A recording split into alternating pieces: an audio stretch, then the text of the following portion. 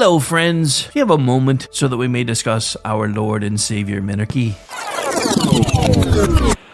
No, seriously, I'm just kidding. Hi, my name's Rick Robinson. I am the general manager of KLRNradio.com. We are probably the largest independent podcast network that you've never heard of. We have a little bit of everything, and by that, what I mean to tell you is we have news, pop culture, special events, conspiratainment, true crime, mental health shows, drama productions, and pretty much everything in between. So if you're looking for a new podcast home to grab a little bit of everything that you love all in one place, come check us out. You can find us on X under @KLRNradio. You can find us on our Rumble and our YouTube channels under the same names. You can also find us at KLRNradio.com and pretty much every podcast catcher known to man. So again, feel free to come check us out anytime you like at KLRNradio.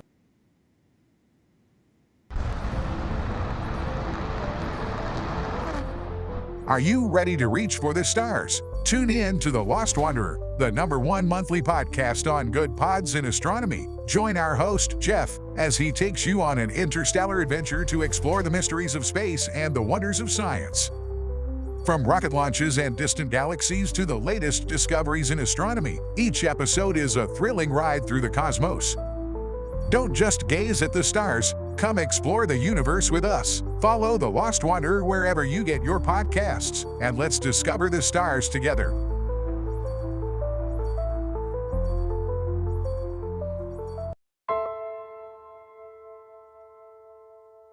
My dad was really, really special, and I loved my dad a lot. I'm proud of him, and that even though he isn't here with us, but he died as a true hero. I miss everything about him. In the moment that the officers and I had to come see the children, my biggest reaction was, I don't have 7 arms. I have 7 children who just lost their father, and I don't have 7 arms to wrap around them. I'm Frank Silla, chairman of the Stephen Silla Tunnel to Towers Foundation. Our foundation is committed to delivering mortgage-free homes for Gold Star families and fallen first responder families. To not have to worry financially is a huge peace of mind. The thought of, what in the world will I possibly do to pay the bills? How will I possibly let the children have a life that feels normal? I don't want them to have to quit their piano lessons or their basketball. I don't want them to feel that we have to move into a little apartment and struggle financially in addition to the emotional weight. There are over 1,000 families that need our help. Tunnel to Towers is honoring those heroes that risked their lives by providing them with mortgage-free homes. Those who serve us and then lay down their lives protecting our freedoms and our safety, the least we can do is $11 a month to give them that peace of always knowing there's a home, there's that sanctuary when life feels like it's been tipped upside down, because it has when you lose a parent in the line of duty, to know you can go home, you can be safe, there's no risk of losing your home. That's a peace of mind that I can't believe you can get for $11 a month. I'd like to ask you to contribute $11 a month to support their efforts. Please donate $11 a month by calling 1-844-BRAVEST or visit tunneltotowers.org. Hi, everyone. This is JJ, the co-founder of Good Pods. If you haven't heard of it yet, Good Pods is like Goodreads or Instagram, but for podcasts. It's new, it's social, it's different, and it's growing really fast. There are more than 2 million podcasts, and we know that it is impossible to figure out what to listen to. On Good Pods, you follow your friends and podcasters to see what they like. That is the #1 way to discover new shows and episodes. You can find Good Pods on the web or download the app. Happy listening. KLRN Radio has advertising rates available. We have rates to fit almost any budget. Contact us at advertising@klrnradio.com.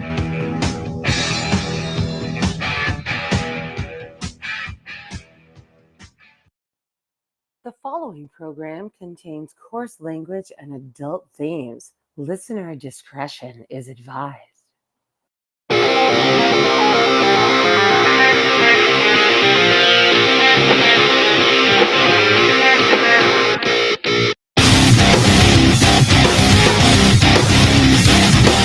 Yesterday, December 7th, 1941, a date which will live in infamy.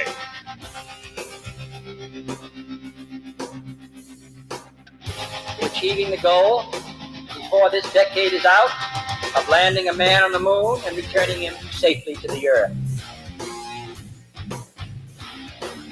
We choose to go to the moon in this decade and do the other thing, not because they are easy, but because they are hard.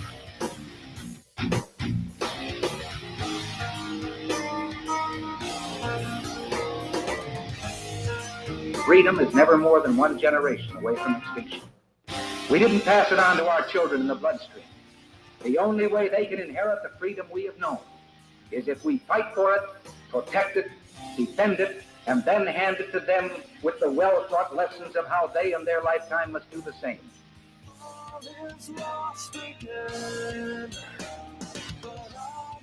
And happy Thursday evening, ladies and gentlemen. This is the Jen and Rick Show. I'm Rick. She's Jen. I don't know why I almost always say that backwards, but I catch myself. Anyway, so we're back. We're here. Yes. We're live. It's been a minute. We haven't done this in like a month.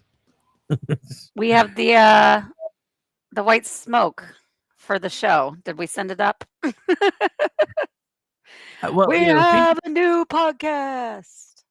We should start doing that. I should make like a logo that has like white smoke. Maybe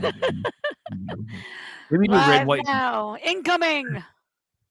Maybe do red, white, and blue smoke because I kind of feel like we got gypped today because it's first American Pope. We should have had red, white, and blue smoke. I mean, okay, so I had been doing other things and all of a sudden I was like, oh my gosh, I need to turn it on. I just like had a feeling. I was like, I hadn't checked my phone. I was doing stuff around the house and it just dawned on me that I was like, I just need to turn on the news real quick in case, because they had, sometimes it takes longer, but several days isn't that unusual to go ahead and choose one. And so I just wanted to have it on in the background. And as soon as I turned it on, the smoke had just come, they had just signaled. And then pretty shortly after, I'm waiting. I'm like, okay, so I'll keep doing stuff because it takes a while for them to come out. And then it's announced and I'm seeing that it's an American Pope. And I'm going, what? Like, am I sleeping? Am I dreaming? Like, what is happening here? I mean, never in my lifetime did I think I would see an American Pope. And I don't think anybody else really did either. Well, you know what happened, right? The Vatican's trying to get around the tariffs. So they made their new Pope in America. It's exactly. Well, it said, Trump just called him up and said, here's what you need to do. No, but it's very interesting. And of course, we've gone through more popes in the last 20 years than we did in the previous because John Paul II reigned for so long. But so it's been a little bit more frequent in my adult life than is typical. But I really was so astounded. I mean, there were people that joked about him and one other American a few times, but he wasn't even on the top 15 list of most any serious, predictions and assessments. So I'm really surprised, but I do think it may indicate a little bit of it. They rejected several that some thought would be like a shoo-in to continue what Francis started. And then, of course, there were the ones that people really had hoped, like Cardinal Robert Serra, thinking that Cardinal Serra, that he's a Dominican of the Dominican order, which is more conservative, and would be a more traditionalist pope. And so I think what they did here was kind of reject both. They didn't want to keep going as far progressive as Francis was, while still maintaining some of the qualities, but then did not want to go as knee-jerk, like back to totally traditional either. But, his choice in wearing some of the garments is already reverting back to old traditions. So I'm hopeful. I mean, everybody's always like pro-immigration, the Catholic Church has always been pro-immigration. That you're never going to get away from that. They have always been liberal on the immigration front. That is just what Yeah, it is. unless it's Vatican City, and that's different. But And it is, and you don't want to live there anyways. I promise. I've been. There's not enough room. There's not enough room. There's not enough things open. But they that's pretty common sense forever in like on the political side of things. But I think everybody just needs to kind of like pump the brakes and remember that the papacy is, not intended to be political. There are sometimes things that they have to take stands on that end up being politicals, but trying to pigeonhole him into your right wing or left wing or whatever political ideology is not best practice. And it's you're going to be disappointed or really happy multiple times throughout this if you're going to look at it completely through an American political lens. That's what I say. Well, and that's just it. The church was never supposed to be a political thing. And to me, especially because I'm not Catholic, I'm another one. I look at the Catholic Church a lot like I look like politics, 80-20 and sometimes even 70-30, because I'm never going to completely agree. And the thing that drove me nuts today is both sides. Like all the leftists are like, oh my God, MAGA's losing their mind because this guy doesn't like Donald Trump. And if you think he's bad, wait till you meet the real Jesus. And I'm just like, let the dude be Pope for like 5 minutes before you start your shit on both sides. Because look, he's as far as modern popes go, at least as far as his stint as a cardinal, he was kind of a centrist. There are things, because the Catholic Church again favors open borders, except for during and inside their own place, those kind of things. So that doesn't really surprise me. But what nobody wants to think about though is, even though I'm not Catholic, I do know a little bit about the Catholic Church because I have a lot of Catholic friends, and he's from a very, I don't want to say uber conservative sect, but he was one of the last. He was from one of the last sects to stop the Latin masses. Yeah, it's the Order of St. Augustine. Yeah. So I mean, and the thing No, about it is a more traditional order, definitely. But there are a few things that make, and I already saw some of it today, that make the kind of knee-jerk conservatives roll their eyes and jump to conclusions about a political stand, because the Order of St. Augustine, though, is more community based. Like they believe in community, in missionary work, and yes, Orty, same. At least he's not a damn Jesuit. Sorry, I shouldn't say it like that, but they're really into being pastors, educators, and missionaries, and that is kind of the goal behind the Order of St. Augustine. So Augustinians do tend to travel. They tend to go and pastor, to communities and things like that, which some people associate with being liberal and hippy dippy. And it's really not that. It's spreading the faith. It's actually working within the communities that they want to influence, that they want to bring people to the church and to God. So I just want people to be to not make that confuse you, that it's not still a very traditionalist order. Just because they are kind of vagabondy does not mean that they're not traditionalist. The Jesuits are the ones that tend to be a lot more inclined to things like communism. And that's not what I mean by communal and community when it comes to St. Augustine, the Order of St. Augustine. Anyways. No, completely. And like I said, the dude hasn't been Pope for more than a few hours. And I mean, everybody is like losing their minds because, I mean, I've seen Sixhead, known as JoJo from Jersey. Oh my God, look at MAGA freaking out over the new Pope. Nobody fucking cares. He's been Pope for 5 minutes. Yeah, there's really no way I mean, I think it's funny that they're saying that, but then when some of the quotes have been pulled of things he said in the past about homosexuality, then they're freaking out. Oh no, he hates the gays. Like, oh no. You know, as somebody who does come from a business background, if everybody's a little bit pissed off, it usually means you're doing the right thing. Yeah, and I think I just think that everybody, like you said, we just need to chill, kind of see how this goes. I do always find it interesting, though, that sometimes some of the loudest people, and it's always like kind of the same kind of accounts, some of the loudest people on this are people that are not even Catholic and are trying to interpret and assign interpret things and like assign motives and in sort of go through and combing through all of his stuff and trying to make broad generalizations and assumptions and getting really angry about it. And I'm like, what?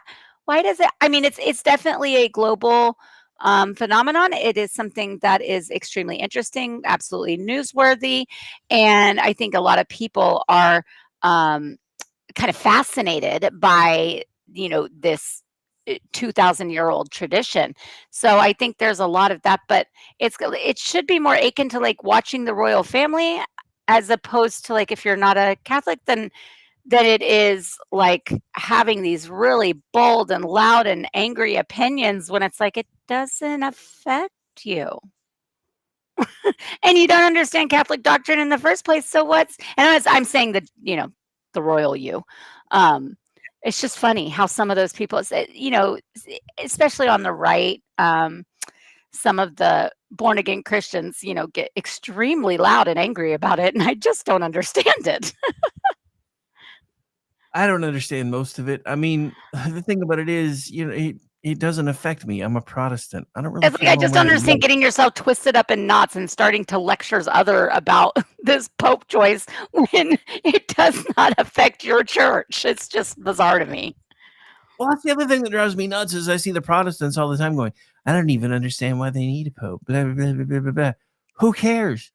Yeah. You are not a part of their religion. Let them practice however they want, as long as they're not, doing bad things. Leave them alone. I don't understand this need to control every aspect of all the things that seems to be pervading all of America now. Because there's only one right answer for everything.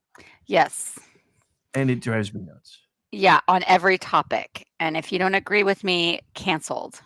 Or you're a bigot. Or you're stupid, or whatever. It happens just as much on our side now. Like I see all kinds of accounts now talking about the woke right and blah blah blah yada yada yada. Look, there are people on the right side that say things that I don't agree with. But that doesn't mean that I want them placed on list and shouted down and shut up and everything else. Just go on about your lives. If you don't like what they say, don't fucking follow their accounts anymore. Don't pay attention to them. If you stop giving their arguments oxygen, they will eventually go away. You don't believe me? Just look at what X is doing with his current algorithm because it's smothering everybody. Oh no. But I mean, or mock them if you want to. I don't care. But this the kind of, I don't know. I just feel like there's kind of we saw it some before, and it kind of comes and goes, and how intense it is, but the kind of puritanical approach to everything, where everything has to be so strict. You have to be all this way or not at all. Any little stray from, any stray, let's say any stray outside of MAGA. And then all of a sudden you are a rhino and you are a traitor and you are not a real conservative. You're a fraud. You're a grifter. You know what I mean? Like this inability to have any sort of disagreement is always just it's so baffling to me. We're all passionate, we all have our beliefs, and a lot of them, especially that's what's frustrating on the right, is we agree on a lot of things. So it's okay to go, well, I just don't agree with you there. I think that this is a better idea or solution or candidate or whatever it is. And instead of it being like, well, then you're a fraud and you're not a real Republican or you're not a conservative. It's like, well, who are you to tell me that? All right, I was going to do this I was gonna do this as a joke, but you had a lot to say. Jeff requested a music break and a specific song, so hang on. I'm still gonna do this just because I already queued it. He's already back now, so we'll quit. That was funny. I didn't see it. All right. So anyway, but no, I mean seriously, this is just nuts. I especially don't like it because we have for a long time like talked about the Democrats and the liberals being like, you have to agree with me on everything, otherwise you're not, otherwise you're a bigot, you're a racist, you're a transphobe, you're stupid, you're this or that. It's all these labels and all these names and like how one toe out of line, and it seems to have infected the right. And I think that's kind of what they mean by the woke right situation, is like, if you're not doing exactly what we think and what we like and what we want you to say and do and believe, then, we're going to cast you out. And we saw some of this during the election, but I feel like it just comes in waves of like how much people are doing that. It's just weird. Well, the thing that gets me right is, okay, so let's assume for the moment that there is a woke right. By becoming the Karens of the right and complaining about the woke right, aren't you in fact, sorry, Freudian slip there, joining? Aren't you in fucked up? What? Blah, blah, blah. But yeah, by becoming the Karens of the right, aren't you in fact joining the woke right by constantly complaining about all the people that you don't like? Because I don't get that. I don't know. I just find it so exhausting when it's like any little like, no, I don't really da-da-da. And it's like, then you're not real. You suck. You don't know anything. You are a liberal. You are and it's like, oh my goodness. Can we not everybody's going to be in lockstep. So I don't know. It's weird. Well, I mean, the whole thing about it is, let's save this kind of ire for the political idiots that just randomly do crazy shit. And those are the people that I can understand you being mad at. Everyday people that are on social media that disagree with you, who the fuck cares? They can't change anything. They don't have control of anything. Let's start talking about all these fucking people, like this guy that just got just got like the district court judge from DC pulled, all because, well, I don't like that person or whatever the fuck it was. I don't even care. We need to start focusing on that stuff. Let's start talking about the fact that like 5 seconds ago, the Republican Party was talking about basically codifying all of these cuts from Doge. And then yesterday the speaker says, yeah, we're not doing that anymore. We pulled it. Really? But for why? What happened? But you were able to codify the new name for the Gulf of America today, but not the Doge cuts yesterday? What are y'all doing? And then every single one of them takes to social media complaining about how, well, it's because of these people but they were not getting these things done, and it's always the leftists. You guys have the majority. It may be a slim majority, but you have one. You can't blame these people anymore because it's you guys. And I'm tired of us even acting like we're the minority party, even when we're the majority party. Now, I did think that Donald Trump did something quite masterful today, because he basically pulled the guy from the DC court and put him in charge of all the shit that the other guy didn't want him to have anything to do with anyway. So I thought that was pretty good. I don't know how I feel about Judge Jeanine getting the bench seat, but I mean, I like her. So, and she's a judge, so I don't know. He's leading on Fox News people a little too heavily, in my opinion. Yeah, I'm not really a fan of it. It screams a little bit too much, but like just adding more of the whole politainment sector into the administration is weird, I think.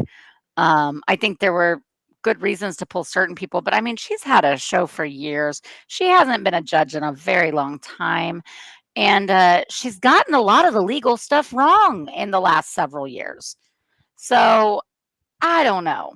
She's entertaining. She's knowledgeable in quite a few things, but she's also just kind of loudmouth, and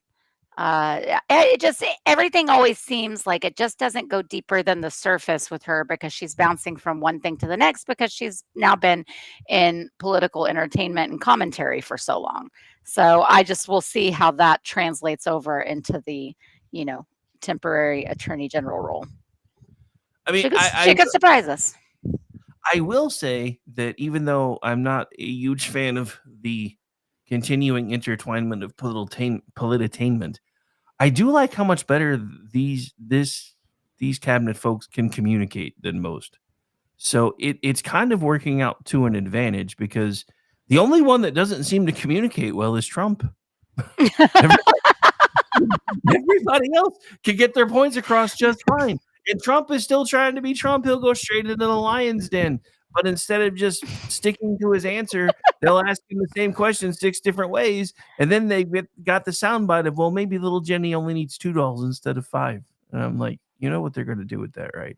Which the fact that the left is using this as a point when they're the ones that have been telling us for years that we have to learn to tighten our belt. I mean, everybody seems to forget that under Obama, $6 per gallon gas was supposed to be the new normal for the good of the planet, and we just had to live with it and had to learn to tighten our belts. You want to talk about a tax that would have killed anything if it ever actually got that close? Because it got close here. I remember there were a couple times it was right around $5 a gallon, and everybody was losing their minds because of how expensive it was making everything. That is 10 times worse than any tariff. And now we've got a president who, because he put out the wholesale cost of gas the other day, all the leftists are posting their gas signs going, I don't see that price anywhere. You can look it up online. The wholesale price of gas right now is anywhere between $1.98 and $2.18, not counting taxes and state fees. But you don't want to look it up because you can post the signs that say, well, in my area, it's still almost $4. Right. Right. Well, and obviously the majority of the people reporting from these areas that are some of the most densely populated, expensive, and definitely higher gas prices of the majority of the lower 48.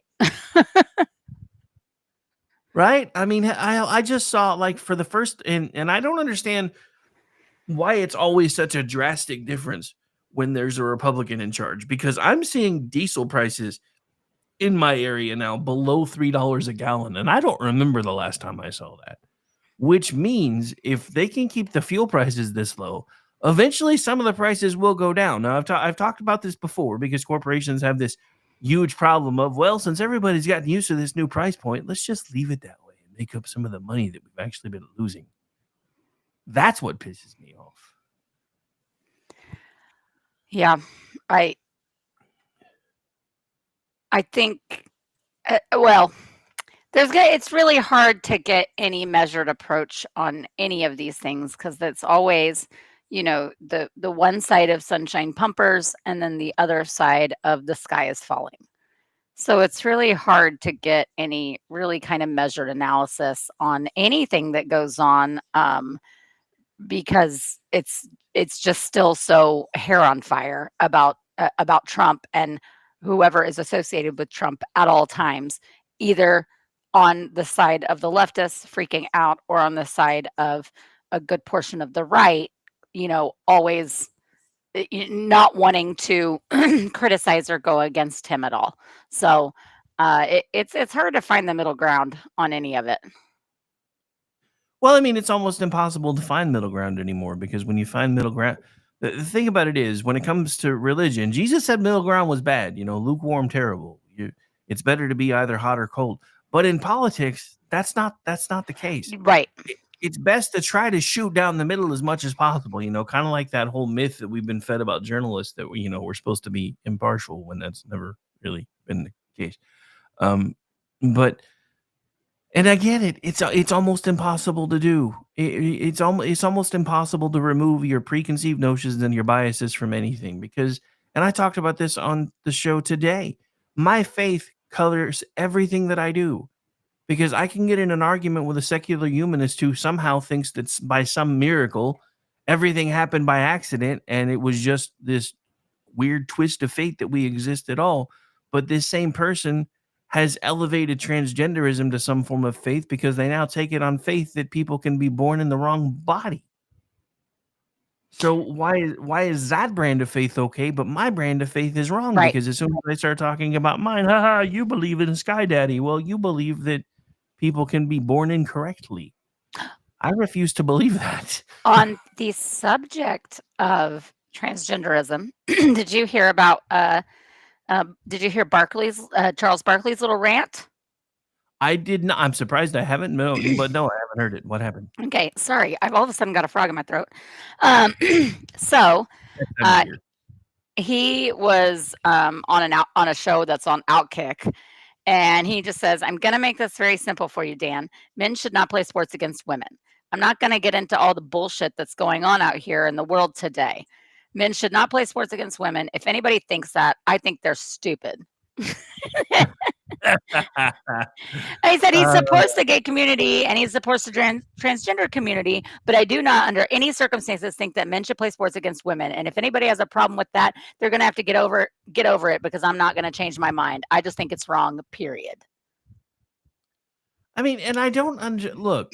I forgot. There's what he went on one more little thing. Sure. He said, "I don't even think that's controversial. I don't want to hear you try to explain it to me. No. I don't want to hear it. I'm not going to argue with you. Men shouldn't play sports against women. I'm done." Nice. But yeah, I mean, look, it's one thing because there was a pool tournament recently where like two transgenders were basically who made it all the way through to the end. I don't necessarily have that much of an issue with that because there's a lot of brain power involved in figuring out how to make pool work the right way. There's geometry, there's maths, and all kinds of things. But as far as the physical stuff, there's no reason that men and women should be competing physically together unless, one, it's some sort of intramural thing and everybody's agreed to it, and two, it's not just because little Timmy, who used to suck at this sport and was like in 500th place, has now put on a skirt so he can be number one or number two. That's just stupid to me. Yeah, I don't. There's currently right now, it's been highlighted a few times. There's a kid that's over 6 feet pitching on a high school girls softball team, and his numbers are insane.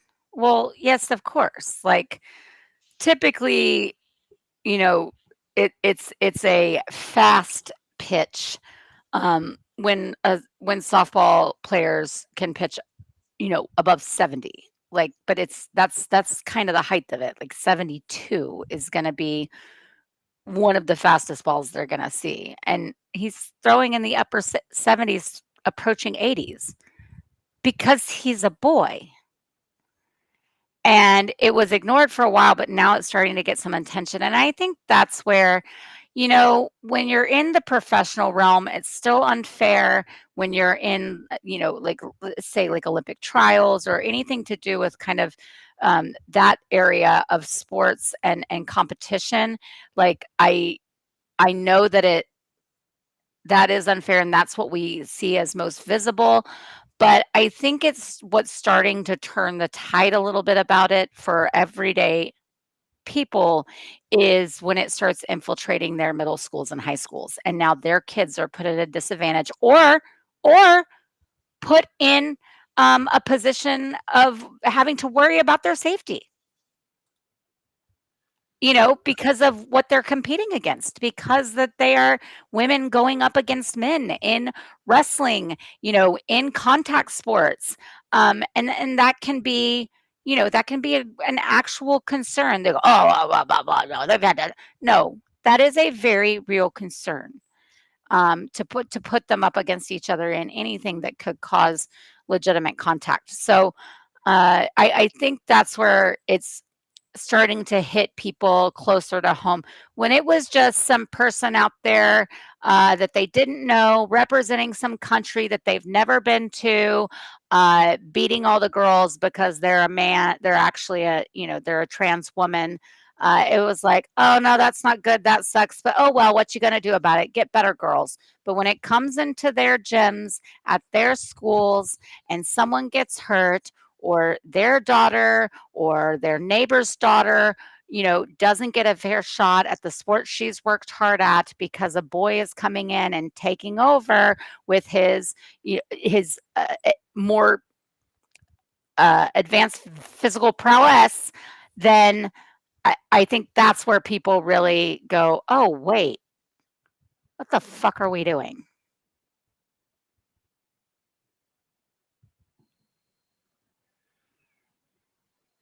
You're there? Sorry, I think my Okay. connection went out for a second, but I'm back now. I don't know what happened there.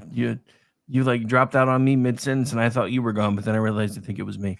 No, I just said that I think that's the point where it just goes too far. It actually affects people really personally, and they're seeing how it's affecting young children because it gets younger and younger and younger, and so now it's infiltrating youth sports, and then that's where they're starting to go, wait, what the fuck are we doing? How are we doing this? This is insanity. Well, yeah, and I mean, look, again, we're talking common sense here. Hey, we have an owl sighting. Woohoo! Owls in the Yay! chat. Crazy. So Jeff in the chat, I used to practice against our high school volleyball team. They were state champions 4 years. The 4 years I was there. My spike scared them, and I rarely ever played. Yeah.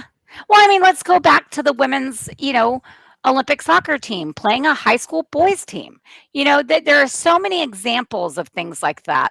That it's just undeniable that there is an absolute difference in strength and physicality. There just is, and denying that is to deny reality.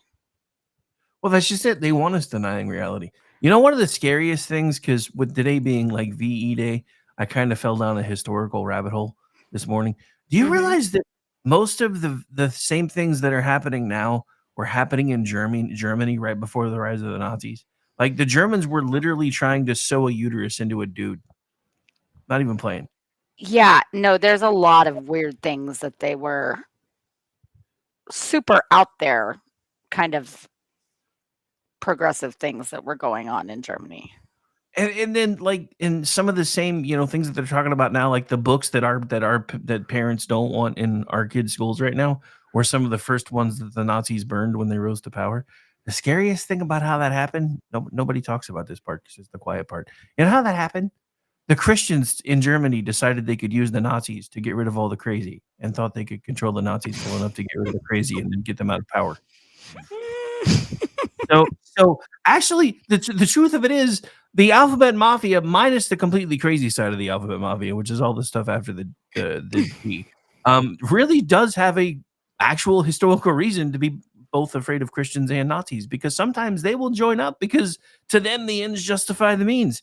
This is not one of those times, no matter how much the left wants you to think it is, but one of the reasons they're trying so hard to spin it is that way is because they do understand history, even if they don't want you to think they do. And they understand that if they can spin it this way, this time we look like the bad guys instead of the social progressives looking like the bad guys.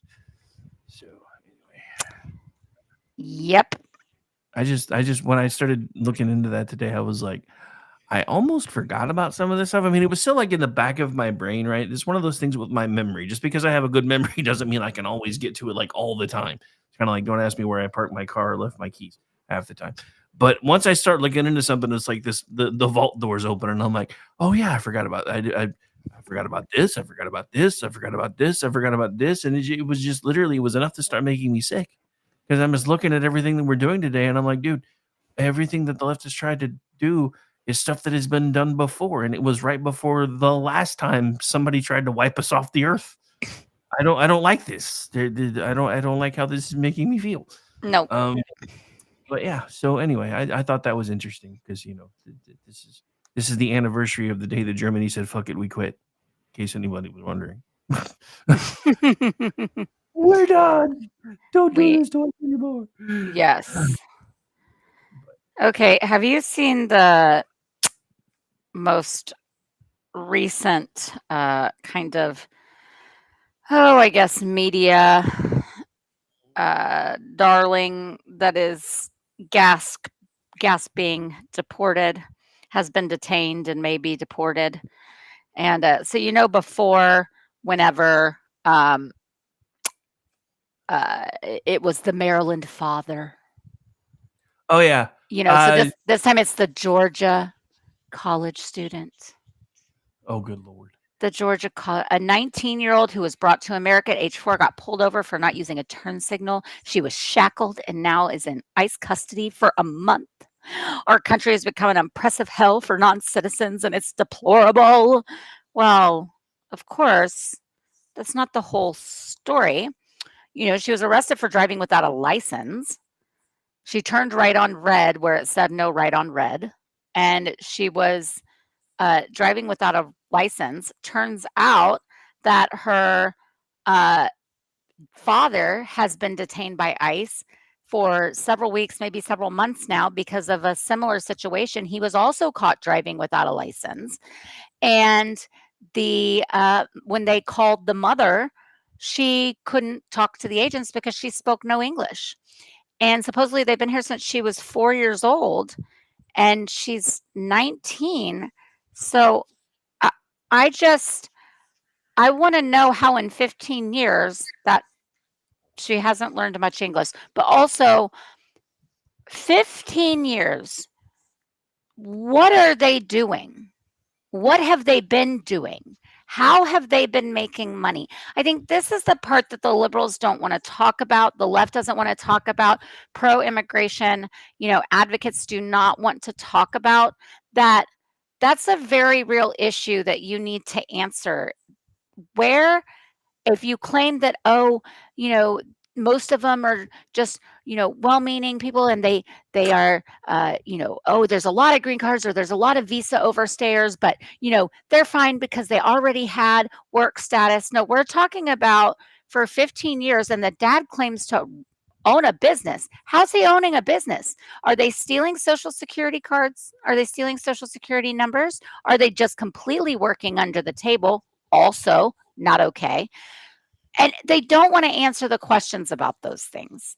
It is impossible to exist in this country for 15 years, making enough money to support your family and not have any documentation whatsoever unless you have forged it or lied or stolen it. And I just have a hard time believing they haven't done at least one of those things.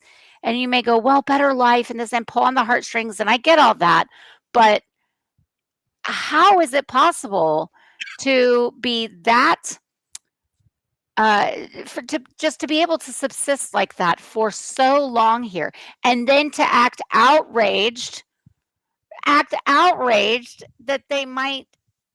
that when they're caught, which you had to figure at some point they would be, that when they're caught, that there would be consequences. Yeah, well, we live in a world that isn't supposed to have consequences anymore, though. That's the whole point. Well, apparently, especially if it's just something that you think is right.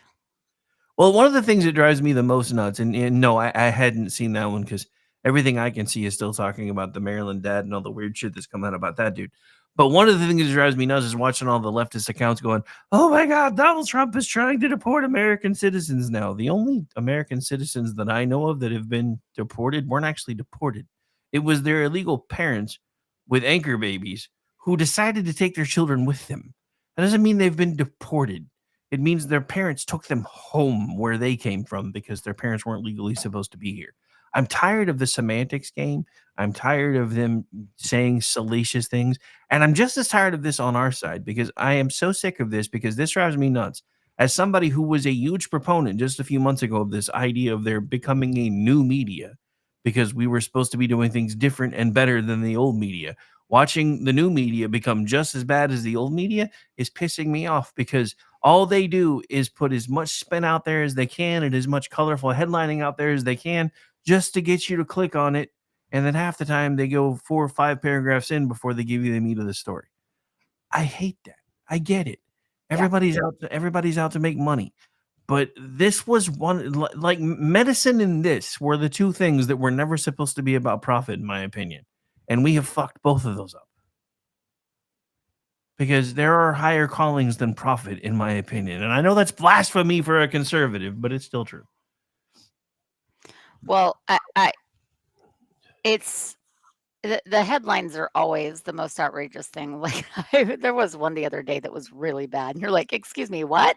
And then you read underneath it and it's like, oh, the sub headline actually explained it. But man, that first headline was definitely for a click, just for clicks. But here with this, it's the headlines are a Georgia University student was detained with her mother for being undocumented because of a turn signal. No, she went right on red when it was illegal too. So it was that. But she also, and it wasn't just, oh, they're just undocumented, and so that's the only reason. Well, the thing is they are going to keep them together. They're going to send them all home together. They're all going to be detained, and they're going to be processed, and they're all going to get sent back to Mexico together. You know, we're not breaking up the families, putting kids in cages. They're all going.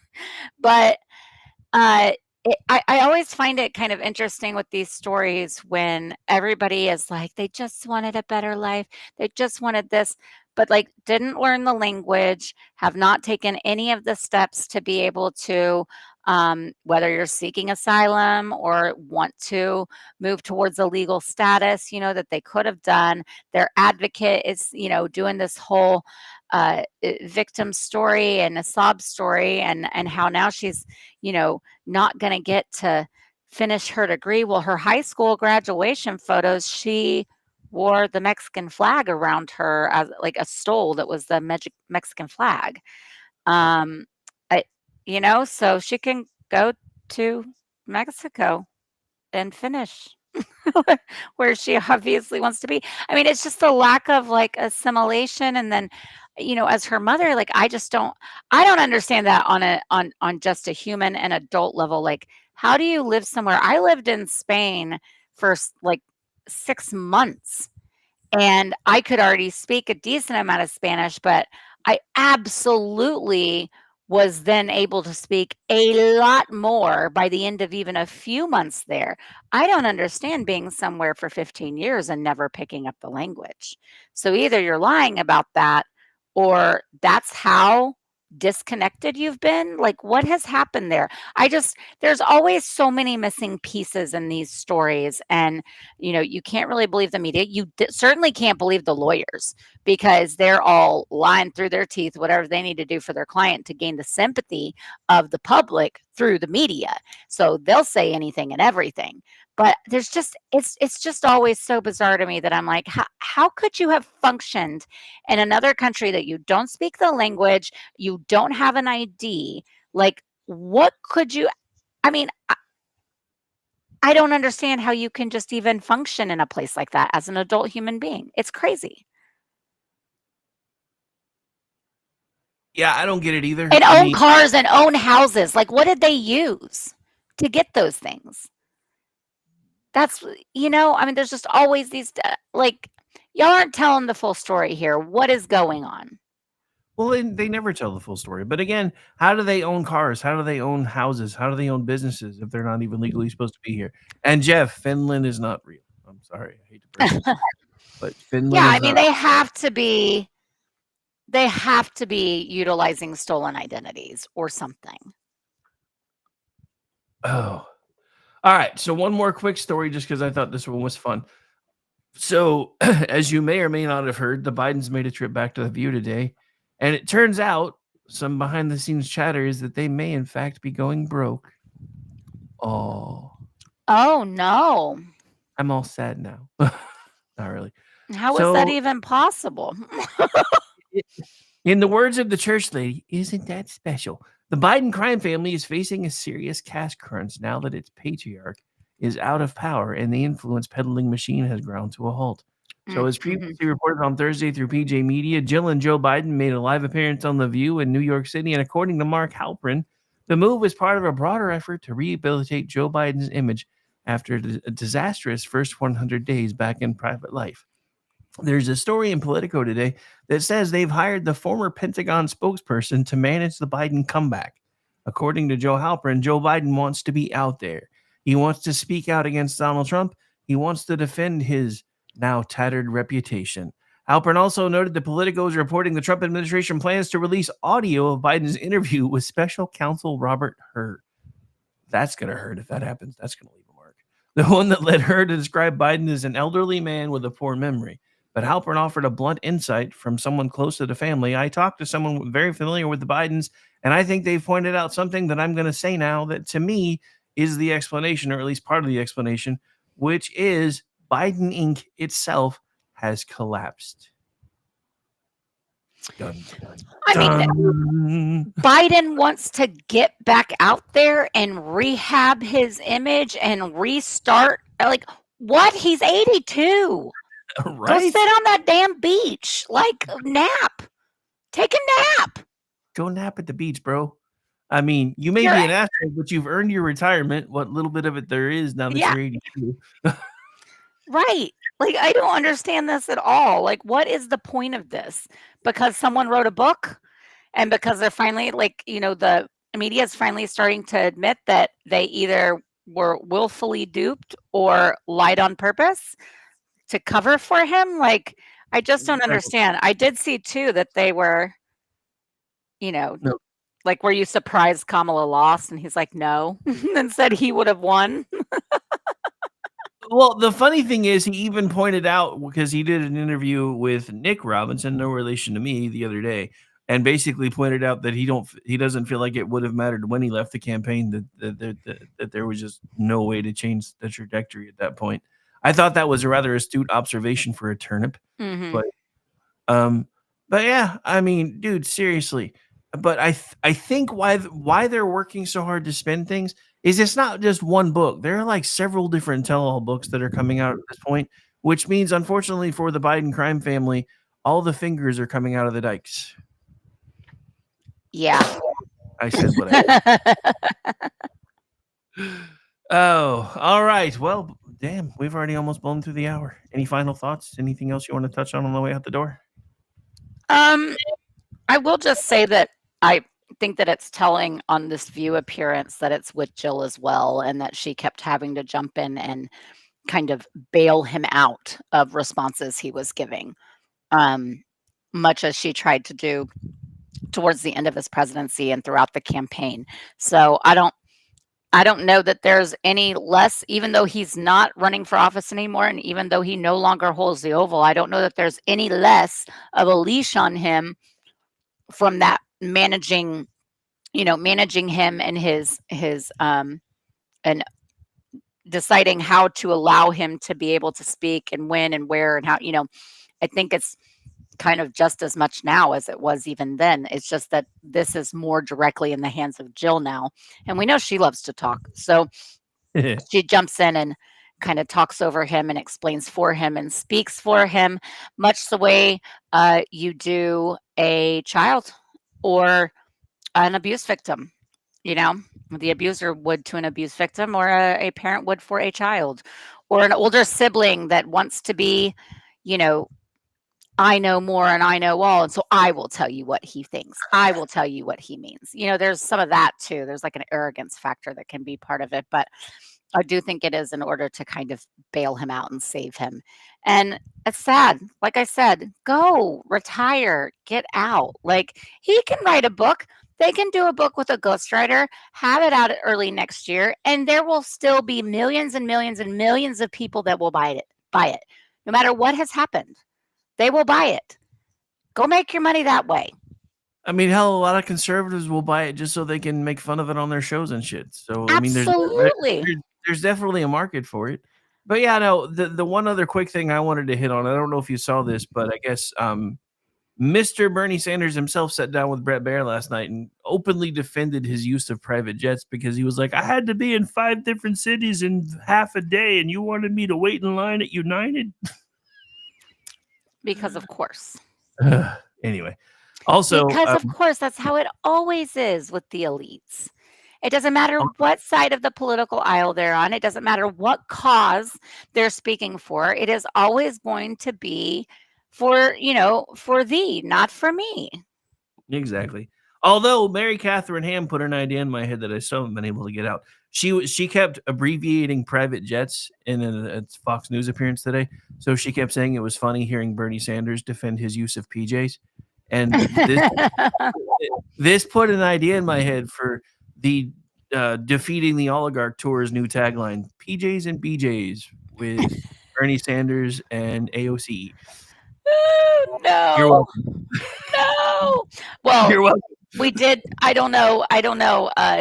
We kind of saw her in comfy clothes, not quite PJs, in that New Yorker spread. And girl got some cankles. How have we never noticed that before? You had to mention the cankles. Go look at the picture. It's weird. I'm like, is that just a bulky sock? It doesn't look like it. It's very strange. Well, no. So see, what happened is they're not telling you that she has the bulky sock on because she's got an ankle bracelet. And I don't mean the accessory kind. All right. Why don't you let folks know where they can find you, because we're gonna have to start wrapping up because we got BZ coming on right after. Yep, for sure. So mostly over on Twitter, X, whatever you choose to call it, at Jay Homestead, and any other platform. I'm mostly Jay Homestead as well, though I mostly stick to Twitter. And then, of course, Misfits Politics. And tomorrow night is Misfit Mischief. So join us over there for the two device night while you listen to KLRN. Woohoo! Speaking of listening to KLRN, hang out, because here in just a couple of minutes, we're going to go over into the SHR Media territory and hang out in BZ's Berserk Bobcat Saloon for Last Call here on KLRN Radio. This is the night where we carry him live, so do make sure you go say hello in his YouTube channel chat. That's their most popular place to chat. Ours, for some reason, is X. Theirs is YouTube.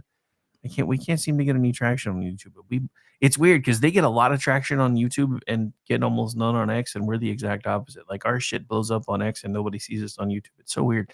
I don't understand the differences. But yeah, so that'll be happening here in just a few minutes. As far as me, tomorrow afternoon, we'll finish off the weekend strong with the Rick Robinson Show starting at 12 p.m. Eastern time. Tomorrow night, I'll be hanging out with the lovely Aggie Rican at 8:30 p.m. Eastern, doing the He Said, She Said thing. Saturday night is a juxtaposition night. So Amish and I will be hanging out at 10 p.m. Eastern, and I do believe Front Porch Forensics is back Saturday night. They're doing a special pre Mother's Day kind of murder mystery kind of thing. I don't really know what they're planning, but they're going to try to weave Mother's Day in there somehow. I don't know. Seems like a weird angle to me, but I'll let them figure it out. That should be kicking off at 8 p.m. Eastern as well, and then I am off on Sunday, except I'll be pushing buttons for Corin's Reading Room now live on KLRN Radio Sunday night, 7 p.m. Eastern. So while I'm not in front of a microphone, I will still be working, at least for a little bit. And then I am officially off Monday because I have a special event for my granddaughter. So I'm going to be spending most of the day out of the house. So because it's almost end of school, so there's lots of things happening on the next couple of Mondays. So it's a good thing I've decided to start taking at least the daytime for those things off. But other than that, you can find me at RowdyRick73. You can follow along with the station at KLRN Radio. And please make sure you're liking the feed, sharing the feed. I'm not trying to sound like a broken record, but Elon Musk and Wiffle Ball Bat Linda both suck. We're paying to be seen on these sites and still barely being seen. It's taken us almost an hour to get to just about 360 people. Most of those are hanging out on Jen's feed because for some reason y'all like her more. I'm okay with that, sort of, I guess. Just kidding. We'll see you guys hopefully next week, and I'll see you tomorrow. Hang out for BZ's Saloon here in just a minute, right here live on KLRN Radio.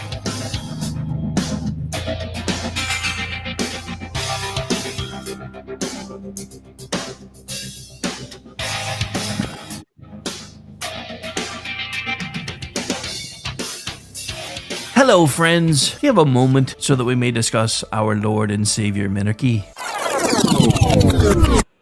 No, seriously, I'm just kidding. Hi, my name's Rick Robinson. I am the general manager of KLRNradio.com. We are probably the largest independent podcast network that you've never heard of. We have a little bit of everything, and by that, what I mean to tell you is we have news, pop culture, special events, conspiratainment, true crime, mental health shows, drama productions, and pretty much everything in between.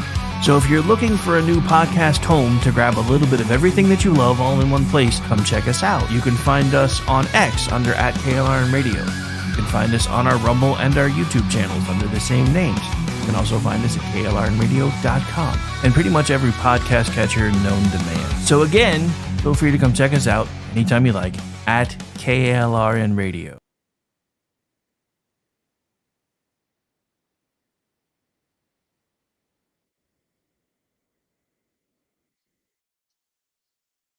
Bloodstream. The only way they can inherit the freedom we have known is if we fight for it, protect it, defend it, and then hand it to them with the well-taught lessons of how they in their lifetime must do the same. And if you and I don't do this, then you and I may well spend our sunset years telling our children and our children's children what it once was like in America when men were free.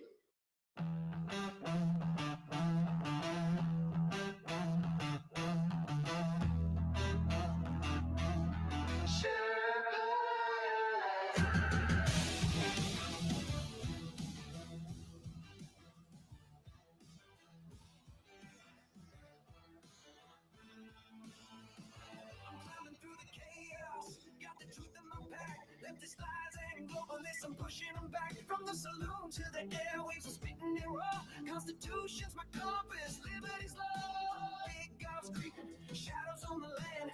Feds with the schemes trying to bind up my hands. But I'm the Sherpa, guiding through the storm. Red, white, and blue, yeah, freedom's reborn. They spinning their tails, but I see through the haze. Media maggots, lost in the maze. I'm calling it out, no fear in my soul. This patriot's fire ain't losing control. Conservative Sherpa leading the fight. Torch in the dark, burning bright in the night. Stand for the truth, won't bow to the game. Sherpa's come and remember my name. Sherpa's rising. Let this judge is twisting, trying to steal our rights, but I'm locked and loaded, got them in my sights. From J6 to the border, they're selling us out. I'm screaming from the mountain, hear my rainbow shout. They mock the flag, but I'm holding it high.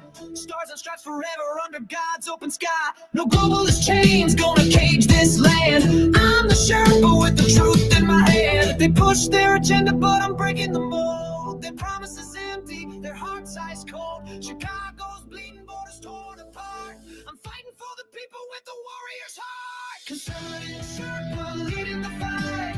Torch in the dark, burning bright in the night. Stand for the truth, won't bow to the game. Sherpa's come and remember my name.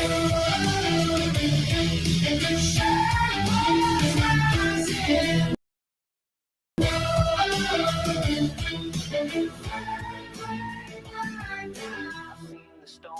I've walked the line, 41 years, badge on the grind, now I'm on the air. My voice like a blade, cutting through the lies that the traitors made. Hurricanes rage, but we're standing tall. Sheriffs of the Constitution answering the call.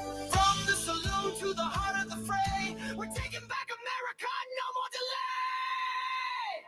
Conservative Sherpa leading the fight. Torch in the dark, burning bright in the night. Stand for the truth, won't bow to the game. Sherpa's come and remember my name. Sherpa's rising.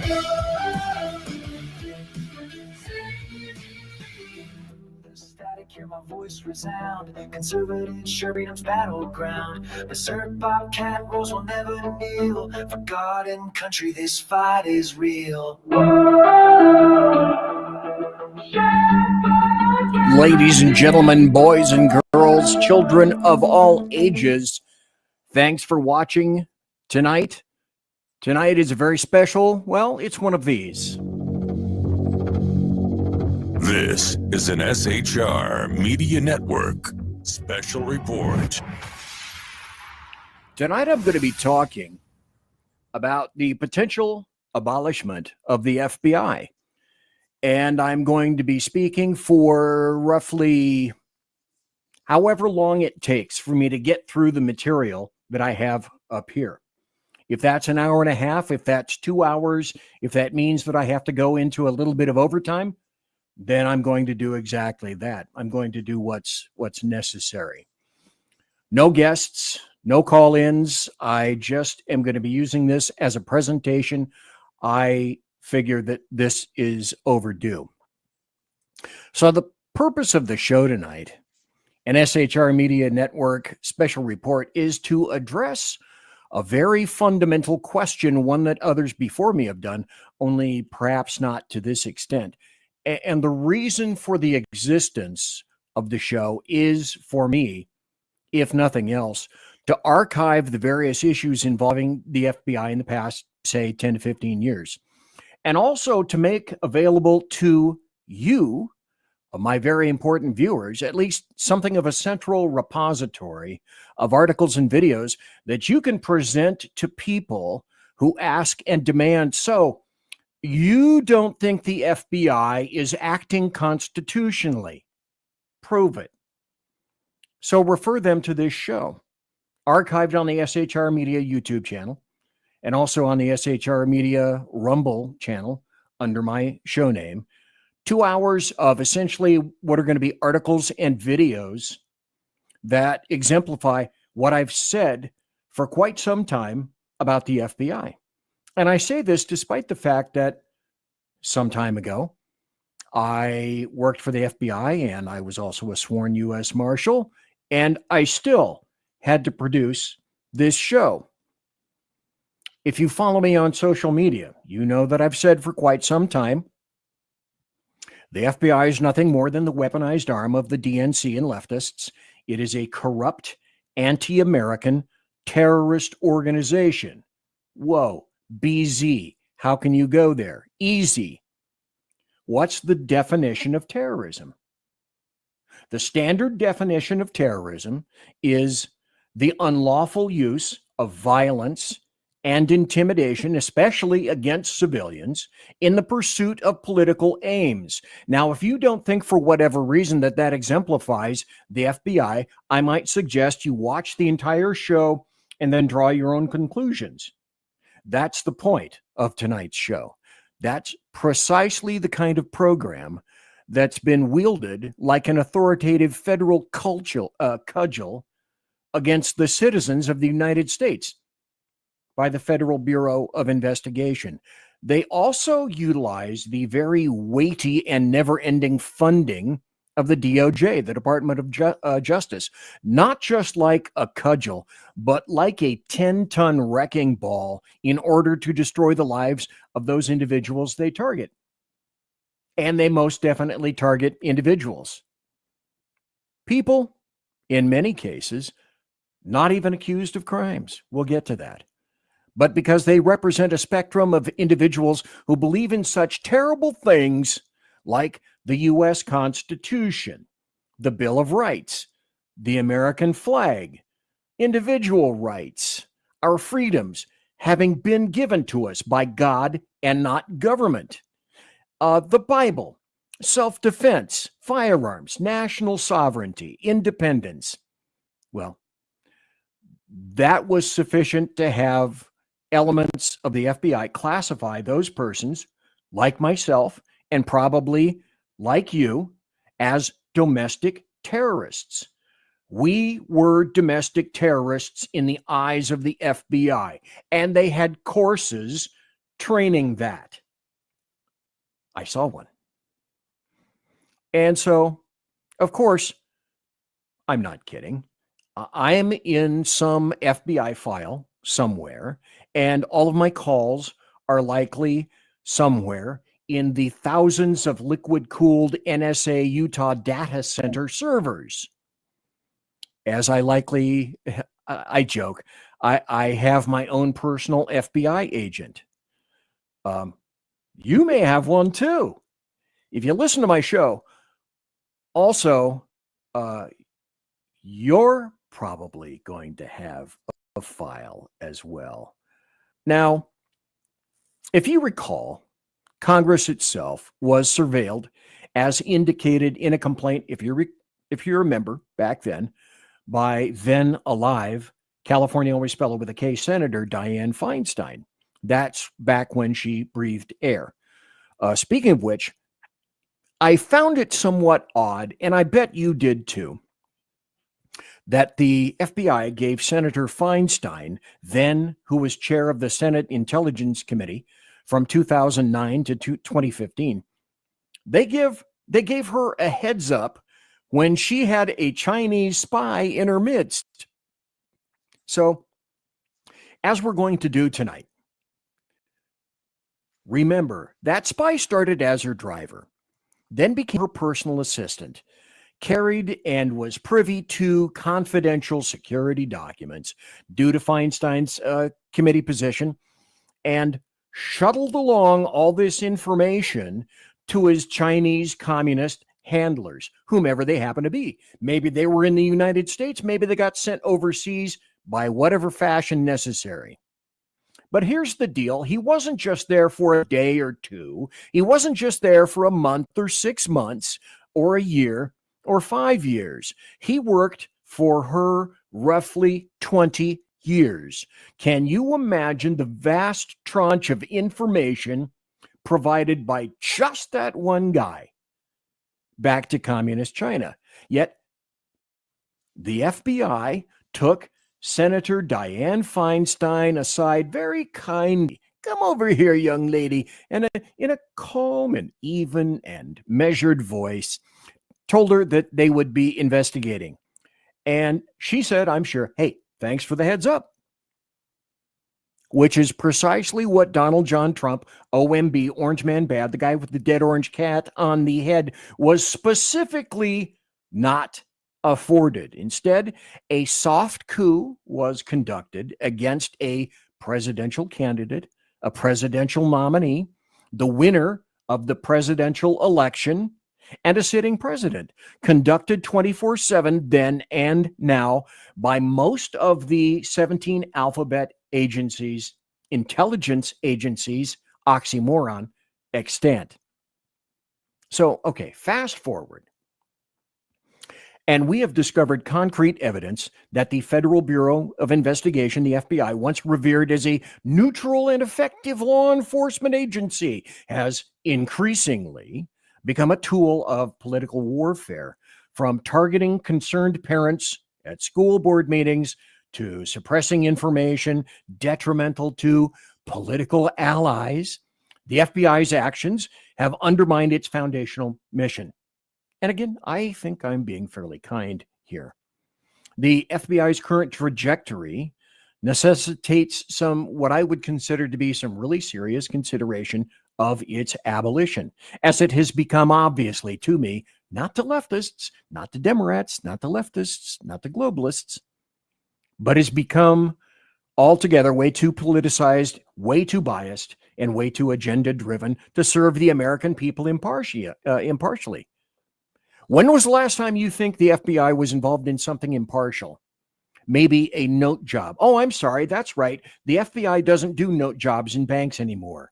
The local agencies do that. So the FBI's politicization is evident in its treatment of conservative individuals and groups. There was a 2022 House Judiciary Committee report which highlighted whistleblower accounts. We'll get to them. Alleging and saying that the FBI has been used to target political opponents of the Biden administration, now what I call the Autopen regime. Those whistleblowers described a culture within the agency. I could go on to great extent with that, but I got to get the show going. There's so much to go over. But the culture prioritizes political considerations over actual, real, objective law enforcement. One of the most egregious examples of that was the FBI's investigation into parents attending school board meetings. So remember, go back 2021, the National School Boards Association sent a letter to President Biden requesting federal assistance to address threats against school members. Now, that was left very wide. Threats against school members. A threat could be construed to be, I don't like what you're doing. Oh, that's a threat. In response, Attorney General Merrick Garland, remember, he of the chip on his shoulder because he didn't get to be on the Supreme Court. So there was that massive chip present. He issues a memorandum directing the FBI to coordinate with local law enforcement to investigate such threats, air quotes, threats.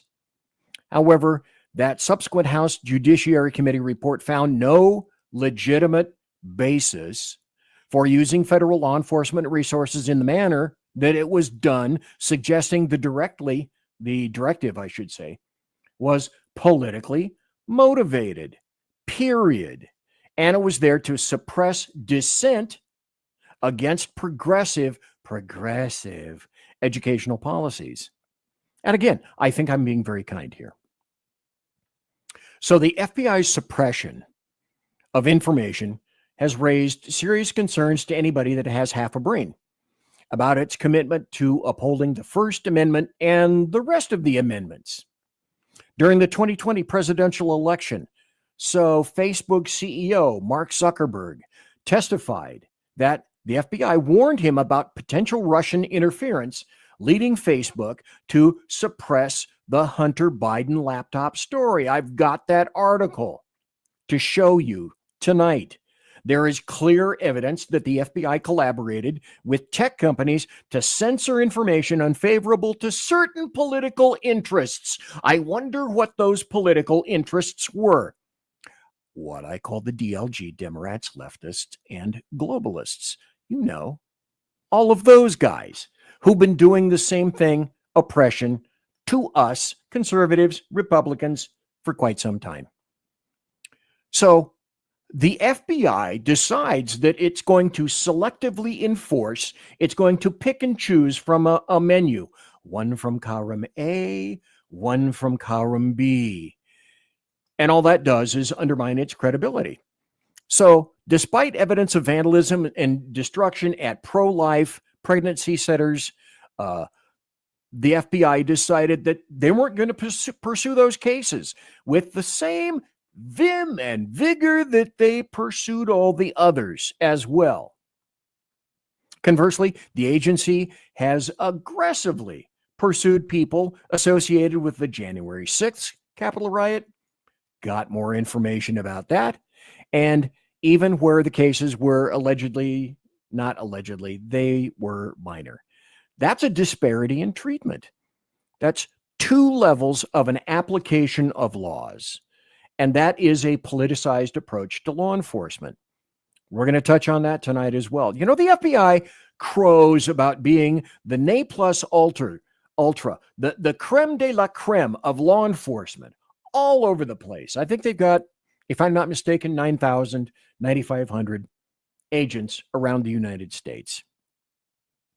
And then what they had also was a failure in leadership, again, air quotes, leadership.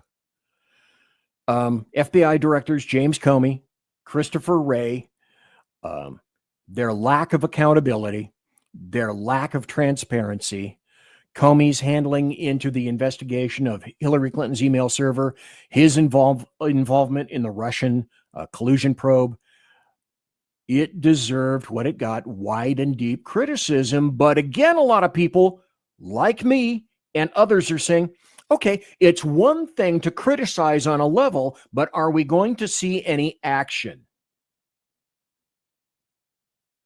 Any consequences of illegal actions? Oh, I've got more stories about that later on tonight too. Nothing. Okay, he was fired by President Trump. But of course, what he did get is he retained his federal pension. He wrote a nice, fat, profitable book afterwards, which was found in cutout bins in bookstores all across the United States of America. But hey, he got his Greckles right up front. That's all he gave a shit about. So Christopher Wray's regime, this was supposed to be a fix. Not everybody is perfect. I'm certainly not. Donald John Trump is certainly not perfect. But Wray, gonna fix the problems, didn't. So that was completely contentious with the accusations that he failed to address, abjectly failed to address the FBI's abject, biased politicization and obstructed, people say, and I believe that he obstructed congressional oversight. He was reluctant to release information. He wasn't transparent. His defense of controversial actions have further eroded trust in the FBI. That's been going downhill rapidly, geometrically, for about 15 years, perhaps even more. I mean, I can't even get into the history of the FBI at this point right now. So tonight we'll examine at least a portion of this information in the time that I have provided. It's going to be about 2 hours. I may go into overtime. I'm looking at a whole bunch of tabs up here. That shocks you, I'm sure. And I'm going to try to attempt to clearly as possible, illustrate that the FBI's transformation from kind of an impartial law enforcement group, just ask them, they'll tell you that they're the finest, to a politicized and weaponized entity. That is a serious concern for people that have issues with this republic. It's not a democracy. As we all know, it is a republic. So its actions against conservatives like you and me, suppression of free speech, selective enforcement of laws like these, don't like those, and failure of leadership have basically compromised everything. So in light of all this stuff tonight, what I'm doing is postulating this. I ask, should we abolish the FBI and replace it with some kind of a new, accountable, and nonpartisan agency? And if so, why not? And at the very end, I will leave that to you to decide, what do you think? And again, should people say, oh no, listen, no, the FBI not politicized. This is here. It is immured for further consultation. And if people tell you to your face, or the demand, prove that the FBI is biased, refer them to the show. That's one of the primary reasons that I'm doing it tonight. Maybe I get a lot of people watching. I don't really know. I'm not really going to be able to look at comments in chat right now, because I am more interested in making sure that I have the information that I have gleaned and assembled right here, to make sure that I have it right. So it's imperative to restore the rule of law and to make sure that all Americans are treated equally under the law. Everybody's equal or nobody's equal. But that still begs the critical question, how do we keep on a positive path? Okay. Is the FBI salvageable? Will the new director, Kash Patel, be able to actually work against the deep staters that are embedded like blood-sucking ticks in the FBI building? So will replacing the entire 7th floor work? That's where the bigwigs live. That's where they work. That's where they have their wonderful palatial offices.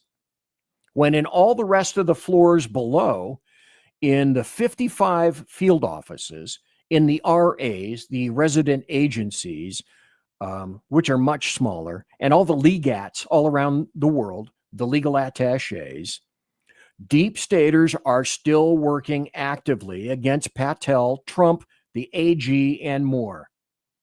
You can be guaranteed that that is true. So let's explore all of that tonight. Is it time to demolish the FBI and start over? Can it be rehabbed? Okay. Only time will tell. You're going to see the articles. You're going to be able to see the videos. You'll understand. And then the bottom line is, you decide. This is all up to you. And then if we decide that we don't like it, some people have said the U.S. Marshals are truly the only constitutional federal law enforcement agency. That is correct. That is technically correct. So will that be an issue? Has that been an issue in the past? Will it be an issue in the future? Let's start right here, if we will. I'm going to start new. Just doing show prep for this took me about a day and a half. Now, people will probably say something similar to BZ. You have AI. You could have done AI. You could have gone to AI. And actually, I tried that. I tried to craft the proper questions to get me as many articles to illustrate my point tonight. And maybe I didn't have to ask the right questions. I'm kind of a moron. But AI was not predominantly much help with regard to this. You know what was help? When I came across articles regarding the FBI and I bookmarked them and I created a folder, and then most of the stories that I have for you tonight are out of that folder, not necessarily from AI pointing me in the right direction. Now, does that indicate a clear bias by AI? I don't know. Maybe it does, maybe it doesn't. I am not sufficiently smart to understand AI. But let's start here, because like I say, we're going to kind of go all across the spectrum. This is new. This is wonderful. And yes, I am going to play the video between Kash Patel and I believe it's Representative Dean. There are some things to illustrate from that as well. We can see here that things are in fact changing. What does it actually mean? Does it mean the FBI is in the process of actually doing its job? Who knows? There are so many elements and forces that are working against Kash Patel and everybody associated with the Trump administration right now. It's a hell of a job, and it's an uphill battle. And it's essentially Sisyphean. Remember Sisyphus, who was doomed to push the boulder up the hill for the rest of eternity? The FBI is kind of like that. FBI opens formal criminal probe into New York AG Letitia James over alleged mortgage fraud. Well, of course, they have to write alleged. Oddly enough, this is the same thing of which Trump was prosecuted, because Letitia James predicated her election entirely upon, I'm going to get President Trump. It was the revenge tour by Letitia James, despite the fact that in terms of loans, Donald Trump paid off all his loans. There was no complaint from any of the big banks. He historically, as always, paid off his loans. The valuation of properties is an agreement between private parties, that is to say, Trump and the various banks, and still they decided they were going to prosecute. But this is delicious in terms of the FBI and U.S. Attorney's Office in Albany, that is the capital of New York State, have launched a criminal investigation into mortgage fraud claims against Letitia James. Massive 9.7 Richter Schadenfreude. The investigation follows a request the Justice Department investigate James, sent by the Federal Housing Finance Agency Director William Pulte to the Justice Department last month. So, amazing, huh? Schadenfreude. Speaking of Schadenfreude, I got to play this. And I will stop at various appropriate points. You may or may not have heard the whole thing. It's about 6.5 minutes, and I'm going to play the whole thing because I want you to understand the direction and the bias and the agendized everything that leftists are pulling. And yet, I think you'll conclude Kash Patel acquits himself quite well of this. So let's start right now. This is Kash Patel, the FBI director, testifying before the House Appropriations Committee. And of course, the knives are out, especially from this one representative. Cross, uppercut. Well, you find out. You listen. Thank you, Chairman Rogers, Ranking Member Meng, Chairman Cole, Ranking Member DeLauro. And thank you, Mr. Patel, for your testimony and for being here today. I've been looking at the president's 120-word FBI budget request, the so-called skinny, I'll call it Ozempic request, that states that, quote, the undoing of the weaponization of the FBI is one of the administration's top priorities. The weaponization of the FBI that is something that deeply concerns me. It should concern all of us. And yet, since taking office, President Trump has been on a revenge tour. Hey, that's funny. That's exactly what Letitia James said. It wasn't a quiet part. She said it out loud. That's how she got elected in the state of New York. Now, this should not surprise you. We'll come back to the video. We got to take a break. It's the first half hour of the show. It's an SHR Media special report. The FBI. Should it be destroyed? What can we do with it? Please come right back. Conservative media done right. You're listening to the SHR Media Network. Mission log. Intrigue. I mean, let's face it, who's even counting anymore? The Lost Wanderer is officially off course, chasing rogue rocket launches, fringe science, and things that probably violate causality. If it burns fuel, bends time, or makes scientists very uncomfortable, yeah, I'm probably going to talk about it. Every other Sunday on KLRN Radio, The Lost Wanderer, because space doesn't come with a roadmap, and honestly, I wouldn't follow if it did. Hello, I'm Matt, a student at Hillsdale College. Here's Hillsdale President Larry Arnn on the continuing relevance of the Constitution.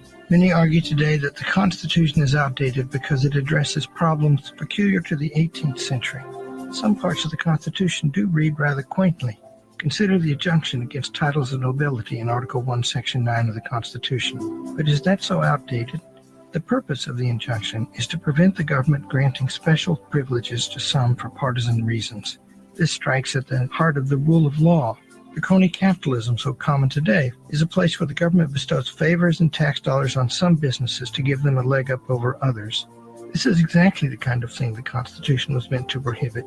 The Constitution is not so outdated after all.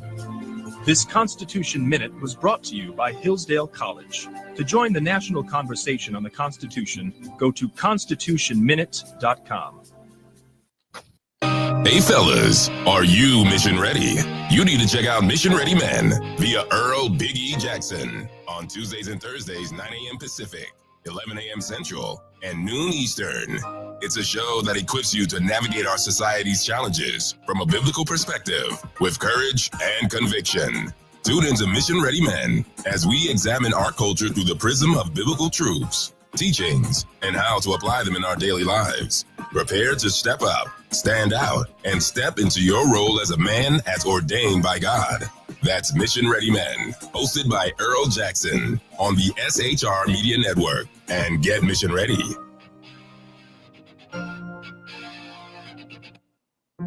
Want to make an immediate difference in the life of a critically ill child? You have the ability to do that right now. Make a donation to Dream Makers for Life, the organization that restores dreams to seriously ill children and their families. You can sponsor a dream pack for a child, which contains a clear PVC backpack, a dry erase board adventure coloring book, a journal, and dry erase markers to inspire a critically ill child to envision a future adventure and hope. Want to become a dream maker for life yourself? Go to dreamforlife.org. That's dreamforlife.org. Help a child. Help a family. There is always hope. You're listening to the SHR Media Network. Thanks for being here tonight. I am BZ. You're in the saloon. Tonight it is an SHR Media special report. And that special report is the FBI. Should it be destroyed? What should we do about it? What can we do about it? Are we doing anything about it right now? What is Kash Patel doing? And that also brings up, you're not going fast enough. A lot of people have said that of the Trump administration right now. There are so many things to be addressed, so many things to talk about. I have some reasons for that, but it's 108 days now of the Trump administration. And a lot of people are saying, well, we're simply not going fast enough. Let me go back to this. And this is an interview. This is a representative named Dean, and she'll be addressing Kash Patel. She's a leftist. She's a Democrat. And you can clearly tell by the make and means and the manner in which she's talking to him. Continue. He has targeted individuals, universities, law firms, with executive orders to cut them out or to make them come under his will.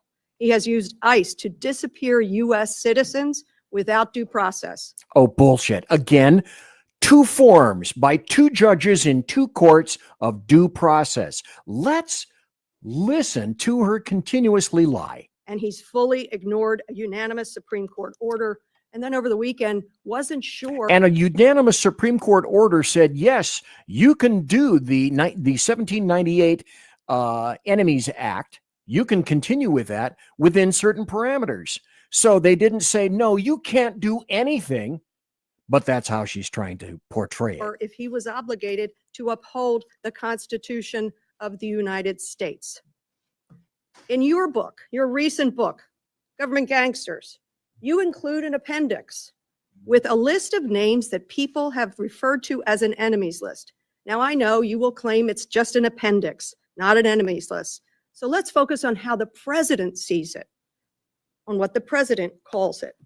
Okay. Notice those are her words. Notice those are not his words. But notice that she'll lie to you up front and then try to attempt to give you a reason. Well, this is why I call it an enemies list, even though it's actually an appendix. And that's what she said. And that's at the end of the book. And you proudly display his quote on the front cover of your book. The president calls this a brilliant roadmap, a blueprint. And I have not even raised your storied children's book. Do you think she's read it? Do you? Do you? Do you? I don't think so. Plot against the king. It concerns me how many people from this blueprint have been targeted with executive orders and FBI investigations. The FBI cannot be weaponized, and under your leadership. Correct. Under the prior administration, the FBI was weaponized. But here's the deal. It was weaponized in a fashion that she loved. Absolutely loved.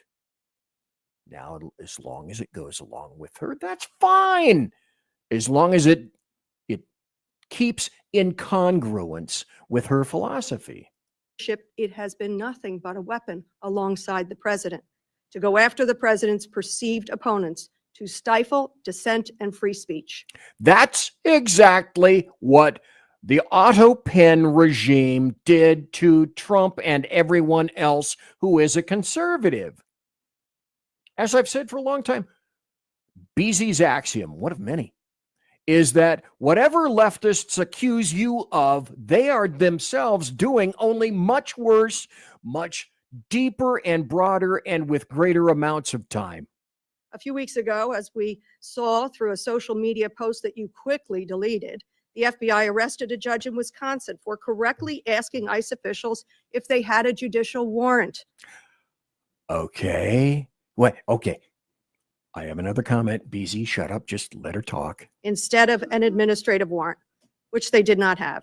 Despite this judge following the law, on the morning of April the 25th, the FBI... Okay, stop. Let's talk the truth, because I've been in law enforcement for 41 damn years, and I know what a detention order is, and I know what a detainer is, and what this country has operated for the past 50 plus years, 60 plus years, 70 plus years are detention orders, orders of detainer, and law enforcement has historically complied with that in order to get illegal invaders, people who do not belong in the United States of America, out.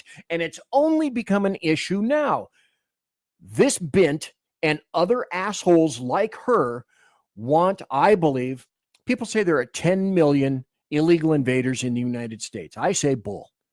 I think it's not just 20 million. Now, we're a country of 340 million people, give or take. People say it's 10. No, it's not 10. Oh, it might be 20. Oh, no, it's not 20. I think it's closest to 30 million people. Now, you tell me, in terms of the Cloward-Piven strategy, how it is that you could possibly, as a government, provide that many actual court hearings, because that's what they're demanding, in front of a judge. It can't happen. And that's how you blow this country apart. But the auto pen regime intentionally did that in order to, via Cloward-Piven, blow this country apart. The FBI arrested the judge in an escalation of the weaponization of the FBI under your leadership. Here it comes. Let me be clear. A functioning democracy does not lock up judges. Okay, I'm stopping right here. Because what this idiot said is that it doesn't matter what a judge does. A judge can do anything he or she wants. Laws are immaterial. They are beyond that. They are beyond that. They are beyond you. They cannot be locked up because they cannot commit crimes. That is the largest swath of unmitigated bullshit, and you and I both know it. And yet it comes so easily, spewing out of her mouth, this terrible emesis. I am gravely concerned about the utter lack of independence of the FBI and its weaponization under your leadership. I am concerned that the president is using this book, your book, as a blueprint, as he has said. Okay, podium. Pontificate. Are you going to ask him any questions? No. We're going to pontificate from my podium, pontificatingly. It's a blueprint for revenge. And I am concerned that your eagerness, a childlike giddiness to carry out the president's revenge tour, you've shown yourself to be unserious. Okay, he's a child. Now, you can get away with saying that and quantifying some white guy, but here's a white chick quantifying a man with a higher melanin count than her as he's a child. And yet this doesn't cause riotous reactions? I can't imagine why. In your statements before you were sworn in and some after, you've shown yourself unfit to lead this important agency. I was an impeachment manager for President Trump's second impeachment. It was a sad, solemn duty. Oh, she laughed her ass out every hour off camera. Guaranteed. And so I wanted to ask you about that. Mr. Patel, as you and the president continue to weaponize and investigate his perceived enemies, as you follow this blueprint, when can I, a former impeachment manager, expect the FBI at my door? Ma'am, you want to know who was targeted by weaponized? And we're off. FBI? Me.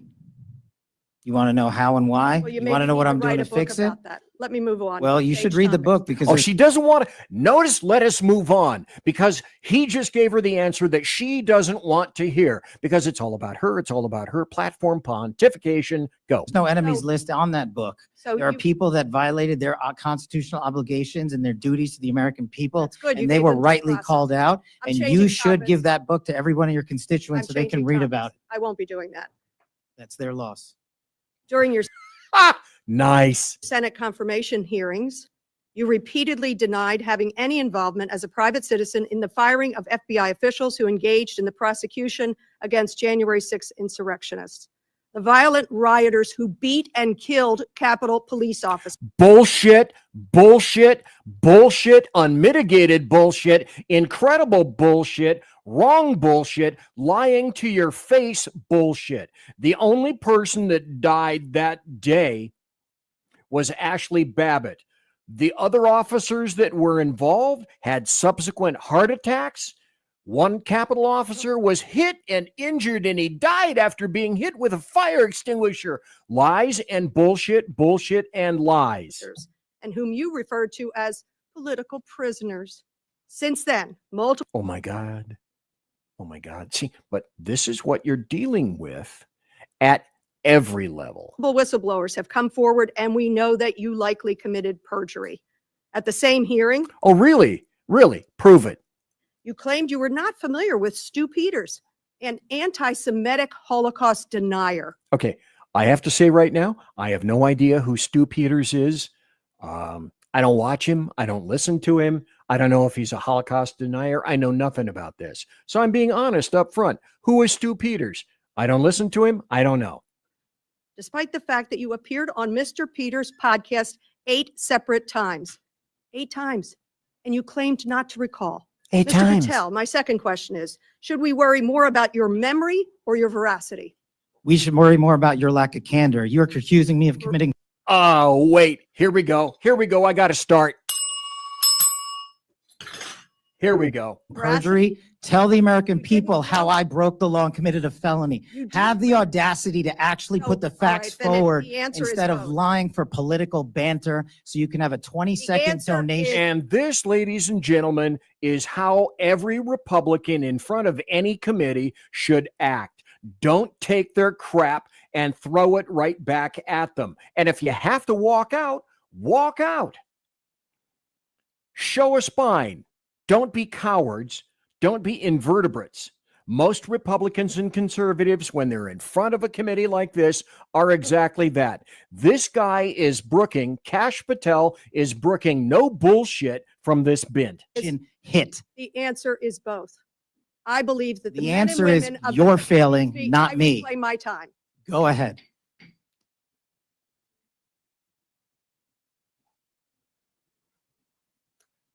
Mr. Patel, I believe that the members of the FBI, and I know many of them, many retired, 38,000 people, as you say, it's a little less than that now, deserve the very best, deserve extraordinary independence, deserve freedom from the fears of being investigated, the freedom of coming forward to make sure they're doing their job. And I'll end with this, that I think it's interesting that in your proposal today, You find yourself at a gulf of difference between you and the president. I wonder how you will resolve that. Will you go to the president and say, we need 11.2 billion, not what you cut out of here?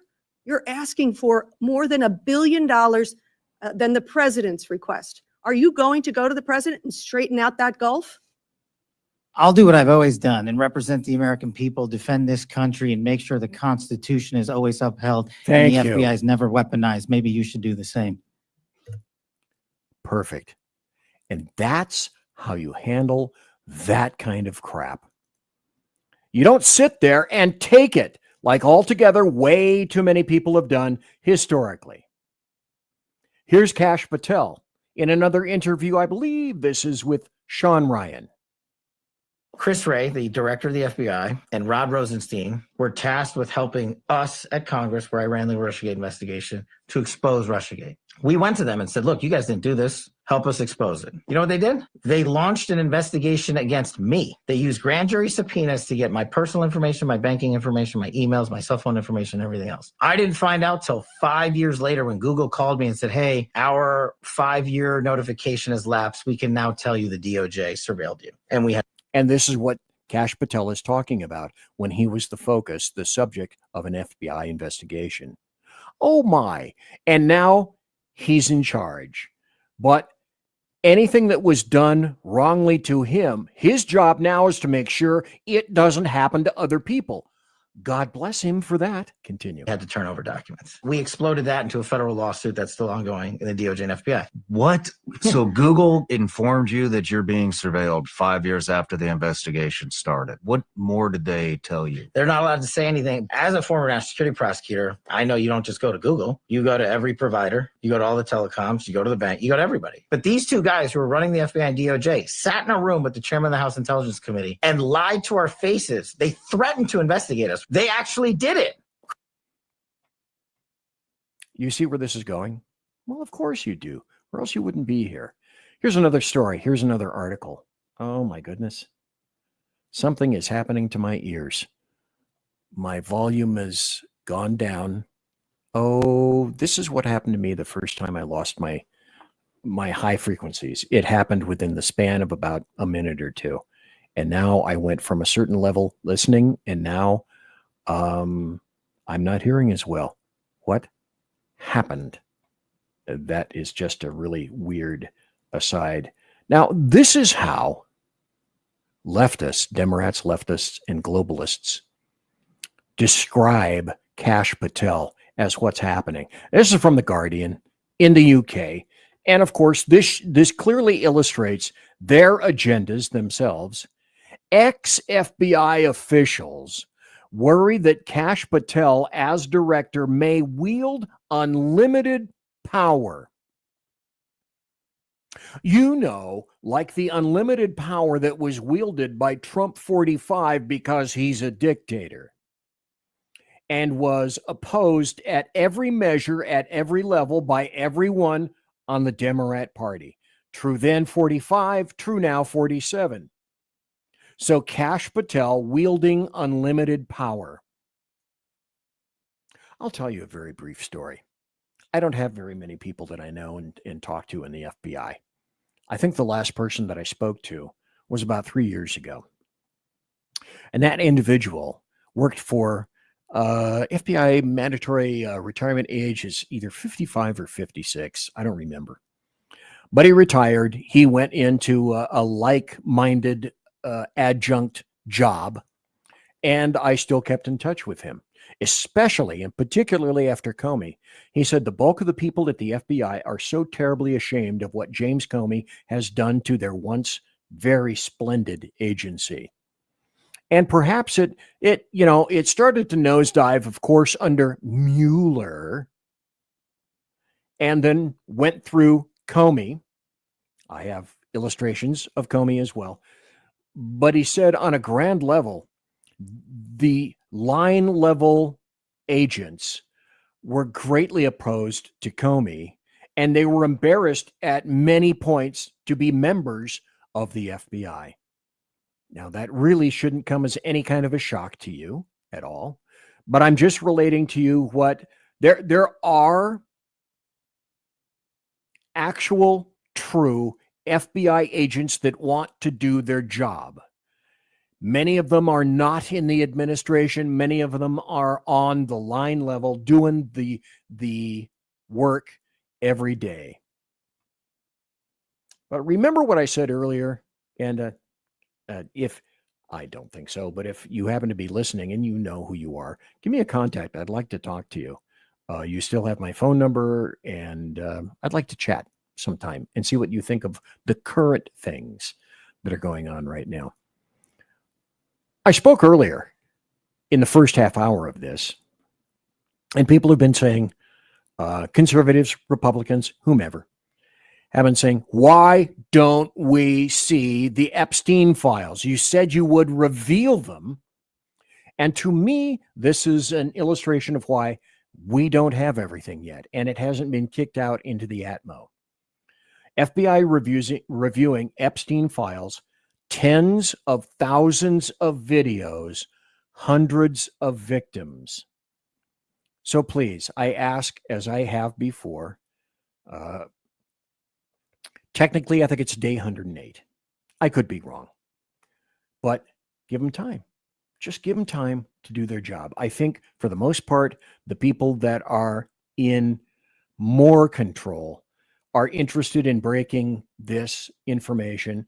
And I don't think we can imagine how horribly any number of people and entities and agencies are opposing all of this because they don't want to be exposed individually or collectively.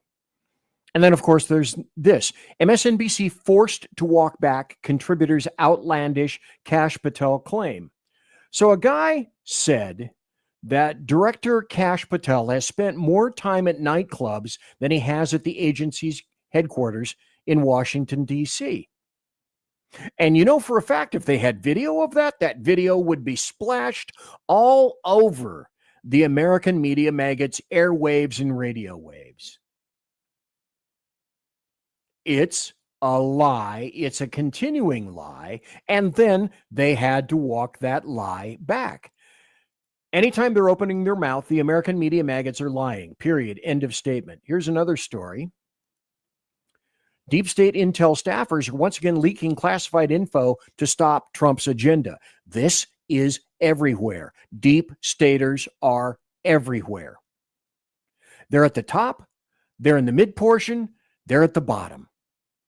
And if they can possibly shit in the punch bowl, they will effectively do it. And they have been doing it. More illustrations that this is eminently true. Let's continue. Let me see if I can pull this up. This is Brett Baier. And he was speaking with John Ratcliffe, who is, I believe, the CIA director. Yes, that's right, CIA. And the FBI, he states, the FBI was ordered by Barack Hussein Obama not to arrest Hillary Clinton for espionage in violation of 18 U.S.C.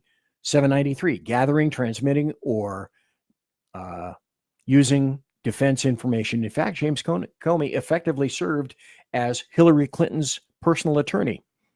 Now, I can, perhaps you can too, watched Comey live set up bowling pin after bowling pin after bowling pin in terms of reasoning why he should have recommended prosecution of Hillary Clinton, and then said at the very end that because he didn't believe she had intent, that he was not going to make a recommendation, and he was not going to send it over to, I think it was Lois Lerner? Lois something at DOJ, who was the AG at the time. I think I got her last name wrong. But James Comey's job as director, as all law enforcement, is to simply line them up, do the investigation, then make the recommendation and ship the package over to the prosecutor, in that case, the Attorney General. James Comey wasn't even going to do that because he was told. Let's listen in. About what the Obama Justice Department ordered federal lawyers to do and not to do concerning the Hillary Clinton email investigation. Chief Intelligence Correspondent Catherine Herridge tells us in sworn testimony on Capitol Hill, one of the insiders told lawmakers what she was told. During closed-door testimony last summer, Lisa Page, remember her? former FBI lawyer Lisa Page said the Obama administration's Justice Department advised the FBI not to pursue the gross negligence statute for Hillary Clinton in the mishandling of classified information. Former U.S. Attorney and House Republican John Ratcliffe led the line of questioning about the statute, known as 18 U.S.C. 793. Ratcliffe, you're making it sound like it was the department that told you you're not going to charge gross negligence because we're the prosecutors. Page interrupted. That is correct. Page's testimony appears to conflict with then FBI Director James Comey's recommendation in July 2016 against criminal charges for Clinton. What I can assure the American people is that this investigation was done honestly, competently, and independently. No outside influence of any kind was brought to bear. Bullshit, James Comey. Bullshit, Jimmy the Leak. And you will understand why I call him Jimmy the Leak. Go back. And I wrote about this in my blog, Bloviating Zeppelin, at bloviatingzeppelin.net. And I said there are two types of crimes, generally, two types of statutes. There are statutes of general intent and statutes of specific intent. This is just one of several that could have been charged under the USC. They were not crimes of specific intent. And BZ, how do you know if it's a crime of specific intent, as I've said any number of times? Because somewhere in the section it will say something remarkably similar to with the intent to. Oh, but she couldn't have generated the intent to do that. And in his fetid little knurled brain, that's all it took. Nope, not going to make any kind of recommendation. The Republican-led House Oversight and Judiciary Committee investigation ended in January. With Democrats now in control, the committee's new ranking Republican made the Page transcript public. The transcript releases show an inherent two-tier system, one in which Hillary Clinton gets the treatment that she got, where there was actually at first concern that they were going to charge her, and then with Loretta Lynch in charge, before she recused herself, made it very... Sorry, not Loretta Lerner. That was, I think she was the Treasury or the IRS, Loretta Lynch. Thank you. Clear that that was not going to happen. The tip-off came from a chart drawn up by federal investigators assigned to the Clinton case known as mid-year exam. Fox News has confirmed that the chart listed possible federal statutes for prosecution. Next to gross negligence was a notation, quote, DOJ not willing to charge this. Only known cases are military. Cases when accused lost the information. In response to the Page revelations, the president tweeted the transcripts. Okay, so cases where they've lost the information, what about intent? What about her doing this with intent? Oh, just ignore that. Move on. Nothing to see here. Quote, make the Obama Justice Department look exactly like it was, a broken and corrupt machine. Thank you. The Page transcript also confirms Fox's earlier reporting. The Page testified Russia collusion was still unproven when Special Counsel Robert Mueller was appointed. And he himself, incredibly biased. Again, because he was an FBI director and then was in charge of the Russia investigation. I said I would get to this. This will be the last story before the top of the hour break. We will take a top of the hour break. Remember I said I called him Jimmy the Leak? James Comey, and people entirely gloss over this.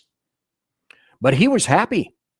He was pleased that he was able to do this, that he got away with it and suffered absolutely zero consequences whatsoever because of the regime and because of the temper of the times. He knew he would get away with it. So he had a friend leak his memo, his FBI memo about President Trump. As it says, now this is Time magazine back in June of 2017. James Comey had a friend share the contents of a memo he wrote about his interaction with President Trump in the hopes that it would lead to the appointment of a special prosecutor, Mueller, for the investigation into Russian interference in the 2016 election. The former FBI director told the Senate Intelligence Committee Thursday, no consequences. Zero consequences. Well, wait a minute, BZ. You always have to ask, cui bono? Who benefits? Well, Mueller was a former FBI director. But if he's appointed a special prosecutor, what happens? And what if he's a former FBI director recommended to be special prosecutor by a then current FBI director? Cui bono? Oh, that's right. They both do. Because who gets paid for that?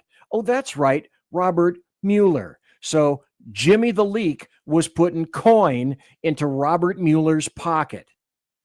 And you're surprised because? Conservative media done right.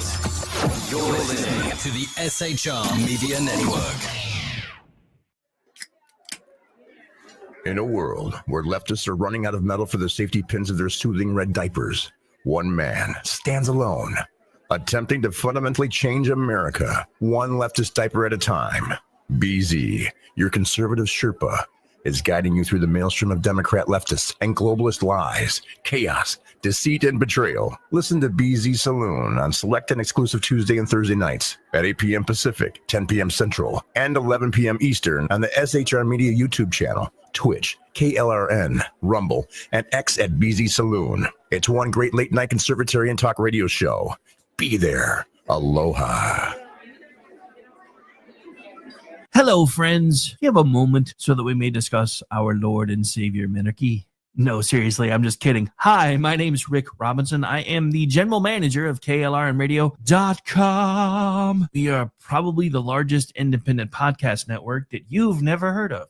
We have a little bit of everything, and by that, what I mean to tell you is we have news, pop culture, special events, conspiratainment, true crime, mental health shows, drama productions, and pretty much everything in between. So if you're looking for a new podcast home to grab a little bit of everything that you love all in one place, come check us out. You can find us on X under @KLRNradio. You can find us on our Rumble and our YouTube channels under the same names. You can also find us at KLRNradio.com and pretty much every podcast catcher known to man. So again, feel free to come check us out anytime you like at KLRN Radio. It's Sean from the Edge of Liberty. Just like the Bidens, I too am moving. Only in my case, it's days and times. That's right, you can now find the Edge of Liberty Monday at 8 p.m. Pacific, 11 Eastern, and Wednesday at 8 p.m. Pacific on 11 Eastern on the SHR Media Network. Join me as we talk politics, news, alcohol, fun, not so much fun, clowns, small kittens, large kittens, dogs, amoebas, and anything else that just pops into my mind while I'm on the air. That is Monday and Wednesday, 8 p.m. Pacific, 11 on the East Coast, on YouTube, X, KLRN Radio, Facebook, Twitch, and anywhere else a good podcast is found. Please check out our website, shrmedia.com. I will see you live on the air. Attention, all patriotic women of faith. Yep, I'm talking to you, sis. Are you looking for high-quality, super soft apparel that reflects your love for country and your devotion to God? Look no further than Carry Girl Gear. Picture this. You rocking a tee so soft it's like being hugged by a cloud, all while showing off your love for God and country. Sounds dreamy, right? Well, welcome to reality, babes, because that's what we're all about here at Carry Girl Gear. We specialize in super soft tees, tanks, and more, designed specifically for the strong, patriotic woman who proudly wants to carry their message of faith and freedom. When you shop with us, you're not just getting a t-shirt. You're joining a community of like-minded women who are proud to wear their beliefs straight on their tees. So whether you're sipping sweet tea on the porch or leading the charge for faith and freedom, do it in a Carry Girl tee. Because life's too short for stiff, boring tees. CarryGirl.com, where faith and freedom meets fashion. Independence. With that declaration, America was born. Inspired by a belief in the God-given rights of every human being, and in the good that comes from exercising these rights well. The founders of our great nation chose independence As do we. Hillsdale College accepts no government funding because independence makes possible the good to which we aspire. You're listening to the SHR Media Network. I'm BZ. Thanks for being in the saloon tonight. I have gone through a very strange and bizarre and kind of frightening hearing loss during the show.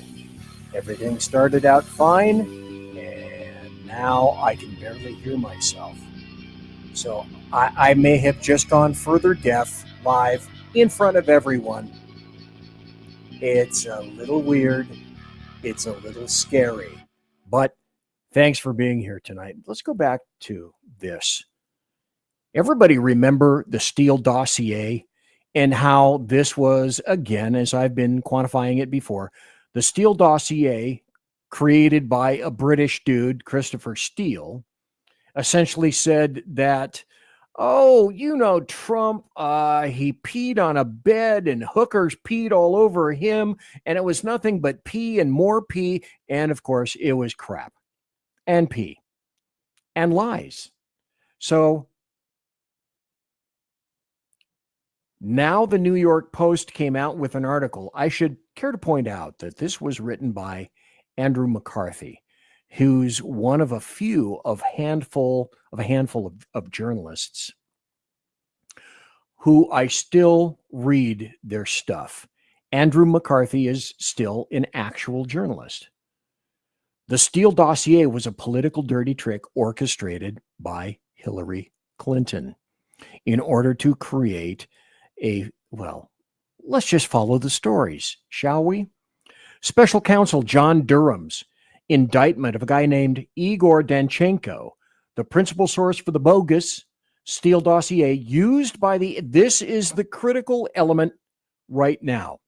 The Steele dossier was used by the FBI. Again, the FBI, should it be destroyed, that's the crux of the biscuit tonight, as a basis for the Trump-Russia investigation, illustrates that Durham has his sights set on the Clinton campaign. But of course, they are Teflon. And nothing truly happened. But this is continuing to buttress the fact that the FBI is a massively agendized and biased organization. Can it change? Will it change? Here's another story. This is from the BBC. Holy shit, BZ. Where did you find this? Well, no thanks to AI, because I asked. I had to dig this up all by myself. But see, here's my continuing contention. Said any number of times and said now. I don't have to make anything up. I don't need to. I bring the articles and the videos just like I'm doing for you tonight via the internet that the American media maggots intentionally choose to ignore. But yet, as I've said before, look, I have a keyboard. Look, I have a mouse. Look, I have fingers. So I can find this stuff too. Again, rather astounding, the BBC article with the headline, Clinton team and Democrats bankrolled the Trump dirty dossier. How many times does this have to be said? And still, the American media maggots mostly will ignore this, lie about it, and you won't hear it. And the Democrats won't mention it. But they sold this to the FBI in order to justify going to the FISA court, the security court, and getting essentially what Trump said was a wiretap. We don't do that stuff anymore. We don't tap things. You don't pull out your butt set and take your alligator clips and go right here, right here. No, it's all done digitally. We knew what he meant. We absolutely knew what he meant. But he was surveilled. He said he was wiretapped. He was surveilled. And then, of course, because I had to find more information, because of the nature of the show tonight, I found this. the Senate Committee on the Judiciary. This is back in 2020. Newly declassified document indicates the FBI misled Congress on the reliability of the Steele dossier. But why? Because they were agendized and biased against Trump. They were doing the will of Barack Hussein Obama and the Democrats and the leftists, and in a linked way and fashion to the globalists as well. And they predicated these warrants, which they had to go in and renew any number of times, I think up to 3 or 4 times, because they expired every 90 days. So they had to go back to the court to justify the continuation. And what that meant was they lied to the courts. Now, this is one of the few cases. Oh, don't Bigfoot yourself, BZ. Let's just continue. Let's just leave it with, oh yeah, the FBI lied. And let's continue, because here's this story. Oh, gee, hey, look what's next. FISA court slams FBI conduct in Carter Page surveillance warrant applications. I said then, and I said now, I don't understand. Oh, John Roberts, by the way, supervises the FISA court and the judges. I don't understand how that happens. Consider the source. If I were a FISA court judge, I'd be multiply pissed that I was misled, parenthesis, the truth is, lied to by the FBI. This is from CNN. CNN? FISA court slams FBI conduct. And they wrote, this is, let's see, when is this? Back in December 17th, 2019. The typically ultra close-lipped Foreign Intelligence Surveillance Court, FISA, behind the FISA Act, slammed the FBI for mistakes. Mistakes. Oh, they were just errors. We didn't mean it. There was no intent. Hillary didn't have intent. We didn't have an intent. It was just an error. It was an unenforced error. Anyway, they made a mistake. Well, no, it was a lie. And ordered the agency to detail how it will improve its warrant applications in light of the errors uncovered recently by the Justice Department's Inspector General. But again, go back. And one of the points that I'm making here tonight is, tell me and show me and illustrate for me where any of these people are paying consequences for their intentions. Oh, it was a mistake. Oh, they lied. I don't know how it came out. I have no idea. Hey, here's something unique. Ever hear of the fruit of the poisonous tree doctrine? Let me tell you a big difference that I learned in terms of evidence. There are laws of evidence in various state courts, 50 state courts, and then there's federal evidence laws. And the laws of federal evidence are looser than they are for the various states. And certainly California always spell it with a K. And yet, despite that, we obviously, all of these people that lied to the courts had tons of consequences, just like the courts are trying to provide consequences for the Trump administration. No, that didn't happen. No. Now, they were angry because they were duped and they were lied to, as illustrated, but did anybody really suffer any consequences because of that? I don't believe so. Here's another story that I discovered, because I can actually tap keys on keyboards. This is from the New York Post back in 2019. The FBI kept using, remember what I said just a few moments earlier? You have to go back to the courts. And if you want to continue it, you have to ask for renewals. So they got a FISA surveillance warrant to go in and conduct surveillance predicated upon a lie. And then the FBI, according to the New York Post, Greg Wray, Catherine Herridge, we heard her earlier speaking with regard to John Ratcliffe and Brett Baier. So the FBI kept using the Steele dossier for FISA renewals despite an extreme bias. You got to go back to the courts and you have to renew it. And you have to continue saying to the courts, I'm going to lie to you again. And then I'll lie to you again. And then the courts, they may be a little upset, but nobody suffered any consequences, no responsibility because of this. The FBI formally documented the apparent anti-Trump bias of British ex-spy Christopher Steele shortly after the November 2016 presidential election. Yet, despite the red flags, continued to use his unverified, bought and paid for by Hillary Clinton dossier in multiple FISA court warrant application renewals.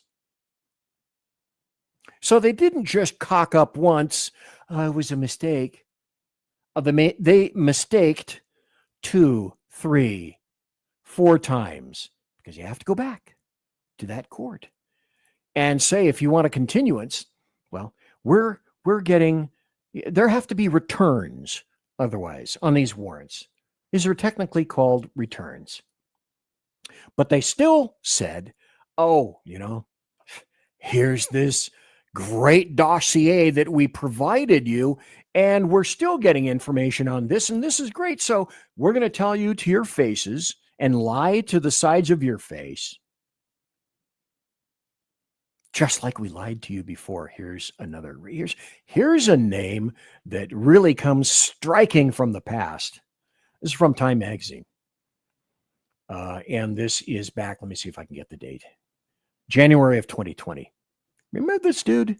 Rod Rosenstein authorized the release of text messages between FBI employees Peter Strzok, and Lisa Page, said a court filing. Now, if you saw any of the hearings from Peter Strzok, the dude, I'm sorry, is just demented. Major type A power trip on this dude. And of course, Peter Strzok and Lisa Page were fucking. I can think of no more specific delineation of their relationship. So, Rod Rosenstein authorized the release of private text messages between the two FBI agents critical to President Donald Trump, according to a Justice Department court filing released late Friday night. Now let's go back. Let's take a larger, more umbrella-like perspective on this. They were using FBI phones, FBI equipment for the texts. And they got pissed off because the texts got revealed. But the texts in terms of investigations revealed a clear bias, a clear agenda against an individual. Now, if I, as a law enforcement officer, and we had MDTs and MCTs in our cars, mobile terminals. Now they've got laptops. But we used to send messages back and forth to each other, to dispatch, all sorts of places. And if it was determined that messages were improper or against regulations, we would get written up. And that happened many a times because, sadly, some of the cops were really stupid in writing messages. Well, these guys were really stupid in writing messages. But did they suffer any consequences? No. And then you have the FBI, which is supposed to be the ultimate law enforcement agency with people making investigations who are biased from the very get-go, but that just doesn't seem to matter. That seems to be immaterial.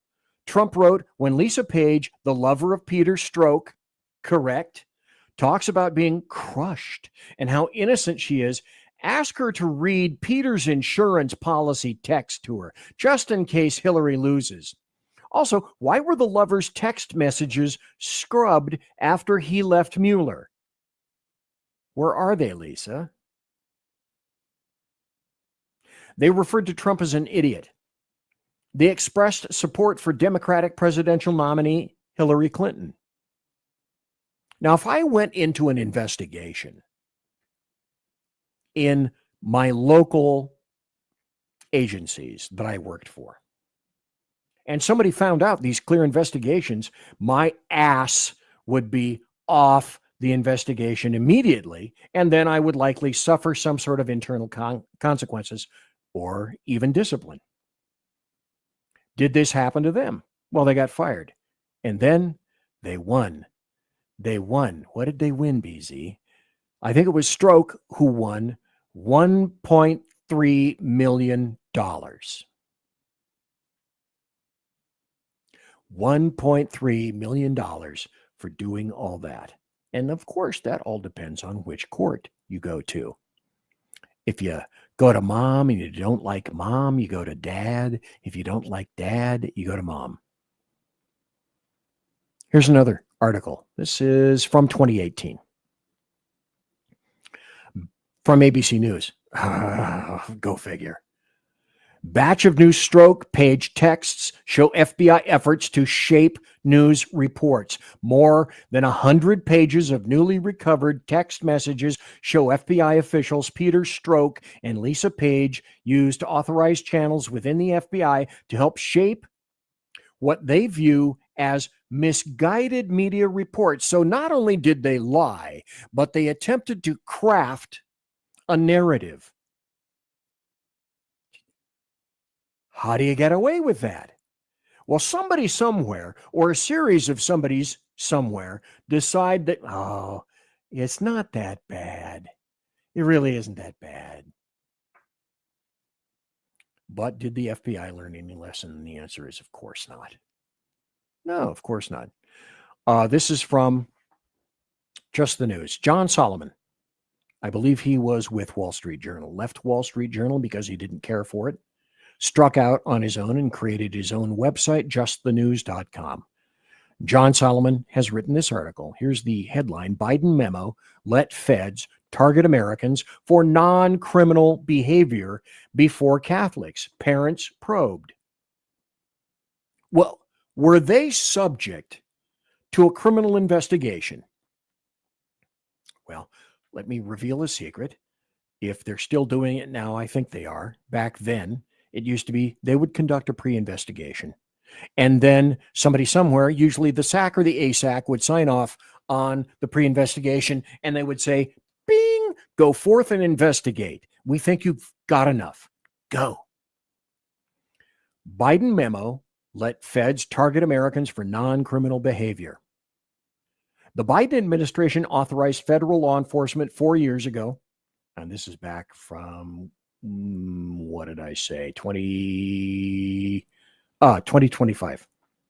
Oh, this is a new article, May 6th. Cool.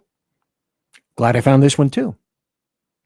The Biden admin authorized federal law enforcement 4 years ago to target Americans engaged in concerning non-criminal behavior. So they opened up an investigation, and they were targeting people who weren't committing crimes. As I've said any number of times, but wait, there's more. The concerning non-criminal behavior was in the name of fighting domestic terrorism, with a specific eye on those serving in the military, owning firearms, or spreading what officials considered to be xenophobic disinformation. Who determines xenophobic? One man's xenophobia is another man's reality, and I like to deal in reality.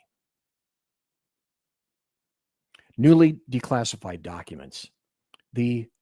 As John Solomon writes, the stunning breadth of the mandate was disclosed when DNI Tulsi Gabbard recently released a fully unredacted version of the prior administration's, the Biden regime, the auto pen regime, their strategic implementation plan for countering domestic terrorism. So this June 2021 memo exposed for the first time the law enforcement and intelligence framework that led the FBI to monitor and probe conservative Catholics and parents who dared to have the temerity to protest against school board policies.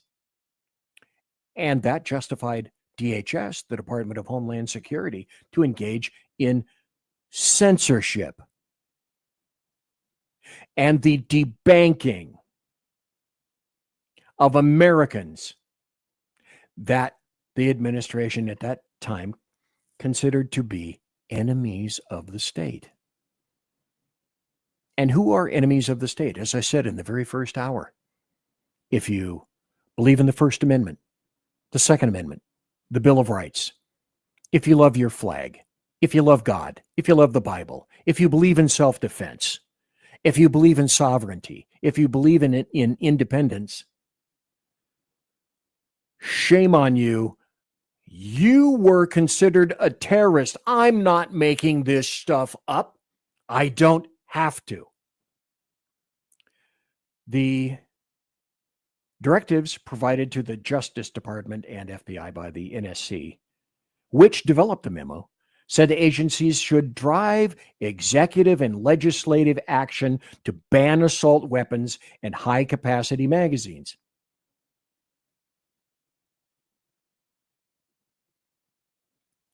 Did you hear that? That's not a state saying that they're going to do that. That's the federal government making the determination of all of the things that I said before. They're no fans of the Bill of Rights. They're not fans of the U.S. Constitution. They're not fans of sovereignty. They're not fans of independence. As I've said on any number of shows before that, your government despises actual Americans, not illegal invaders. Please notice the difference. Despises actual Americans. They need to rein in ghost guns, monitor active duty service members for possible terrorism recruitment, and mitigate xenophobia and bias, not their bias, a perceived bias by other people that weren't yet crimes, but still they were going to investigate them. This just came out May 6th. Okay, hang on. I'm going to have to do something here. I thought I already had this done. And now, magic. Red State. You can see the article, Bombshell Report. House GOP reveals how FBI deceived the public in the congressional baseball shooting probe. Tonight, the FBI, should it be destroyed? That's for you to decide, which is why I'm presenting all of this tonight. This is an archive. This is a repository. This is a compendium of the things that are illustrative of our lovely FBI, law-obeying FBI, has been doing to your faces and behind your back. From Red State, in March, FBI Director Kash Patel made a major move regarding the 2017 congressional baseball practice shooting and provided the House Permanent Select Committee on Intelligence all the documents they had requested regarding the incident. Now, when Congress would request documents, the FBI would say no. The Attorney General would say no. And they'd say something similar to, fine, we're just not going to give them to you. What can they do? Consequences? Hashtag consequences. Answer? Not really. Not many.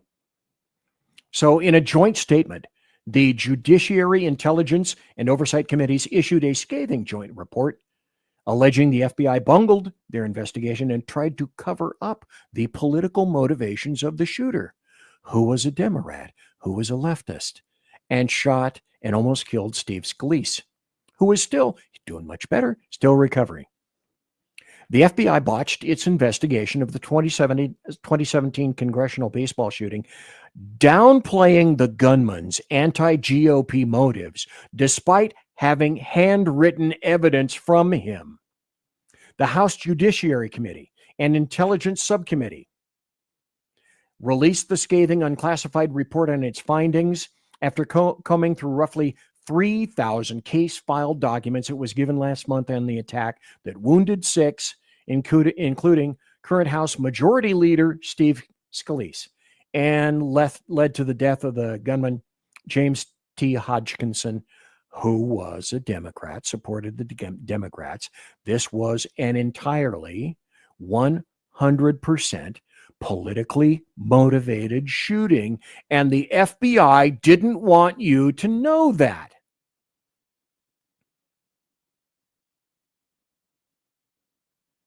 Imagine that. Let's go to another story.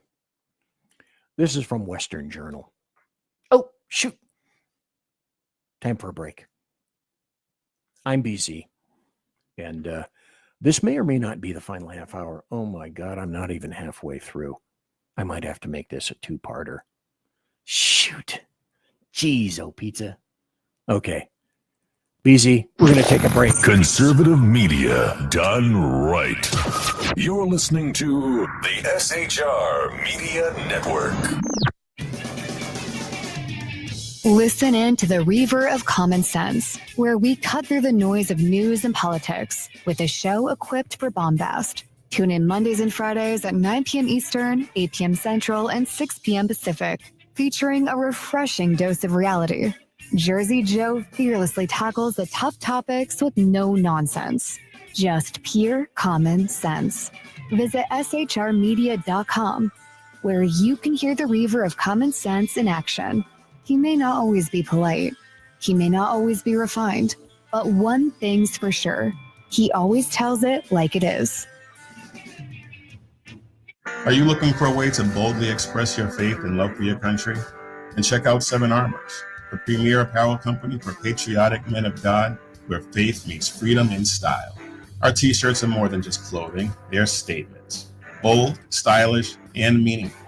From timeless messages to modern designs, we've got something for every patriotic man of God. Wear your beliefs proudly with 7 Armors gear.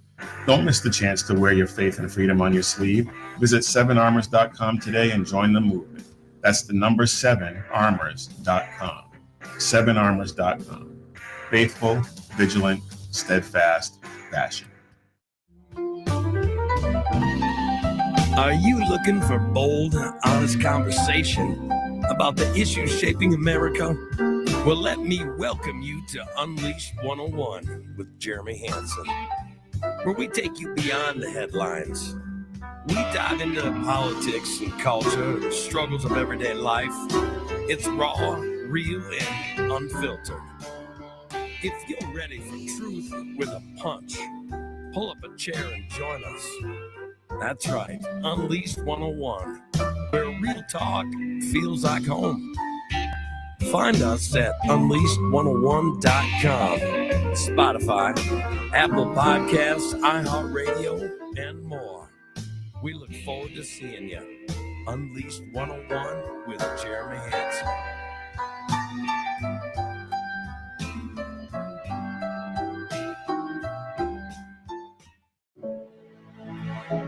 Freedom. One nation in all of human history was built on that bedrock. Ours.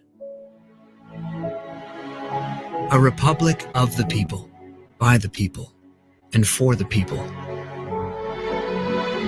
Self-government requires freedom, just as freedom requires an individual willingness to self-govern. Freedom has made America exceptional, but it can only last as long as you and I seek the good, as expressed by the laws of nature and nature's God.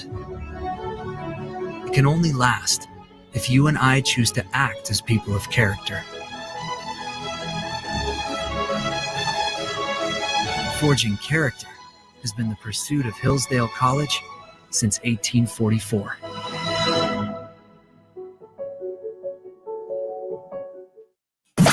You're listening to the SHR Media Network. This is the final half hour, but probably not, because I've just got so much material to go over. Everyone, thanks for being here. This is an intense topic. I've got about 25 people listening live right now. I get it. I get that concept. This is minutia, it's detail, but it's here for you if you want it in the future. And that was part of my goal tonight, to ask the question, the FBI, should it be destroyed? And then list all of the things that the FBI has done intentionally to itself so that it is, in fact, no longer the premier law enforcement agency, as it says it is, of the nation. And so again, if people say, oh, you're full of crap, the FBI is sterling and wonderful, point them to this and have them watch it. Now they won't. They won't, because they already have their thoughts, and they don't want to have them disturbed by facts, anything of that nature. Let's continue from the Western Journal. The FBI whistleblower warns people, arm yourself. What? Yeah, whistleblowers came out of the FBI. And let me tell you what happens to a standard Mark I Model 1 whistleblower. They get destroyed. They get demolished.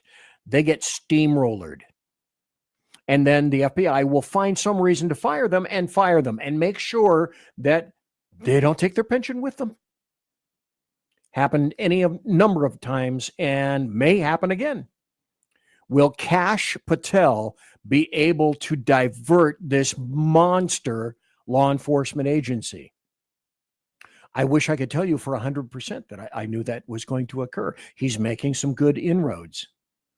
I told you earlier about why all the Epstein files aren't out right now. It's a case of massive, staggering proportions. A whistleblower out of the Federal Bureau of Investigation has given the American public a sobering warning about the agency and the future of the country. So there's a guy named Marcus Allen, not the football player, former FBI staff operations specialist, issued the warning at the House Judiciary Select Subcommittee on the weaponization of the federal government. Imagine that. And Dean was worried about the current weaponization.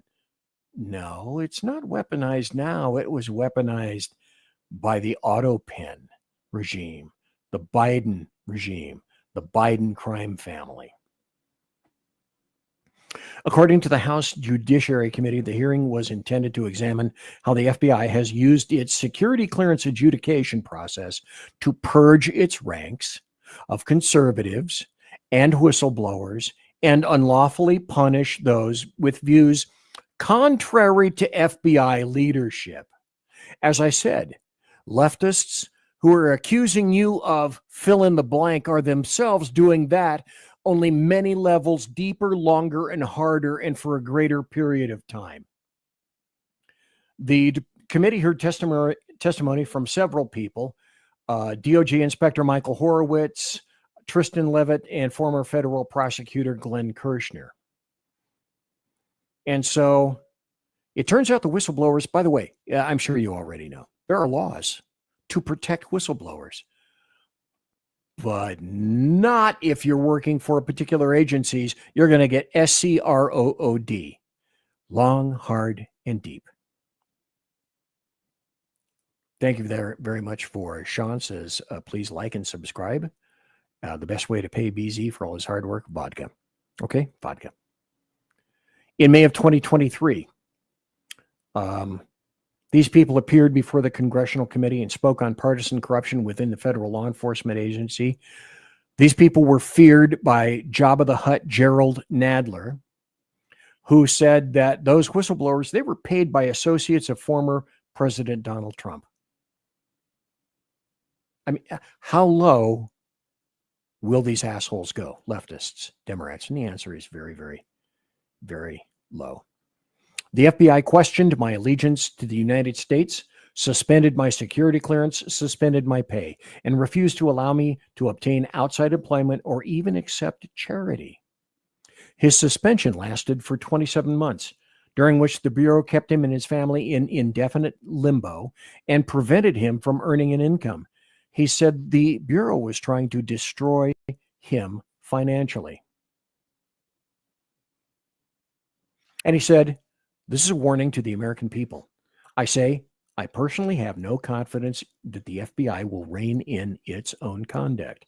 I personally believe that there are no current effective checks and balances against them conducting lawless action with any type of correction in a legitimate time frame. My other recommendation, they're in the national order. First, vote. The second is the Second Amendment. Arm yourself and know how to defend yourself. Make 3 to 4 friends in your neighborhood and promise to come to each other's mutual aid in times of hardship.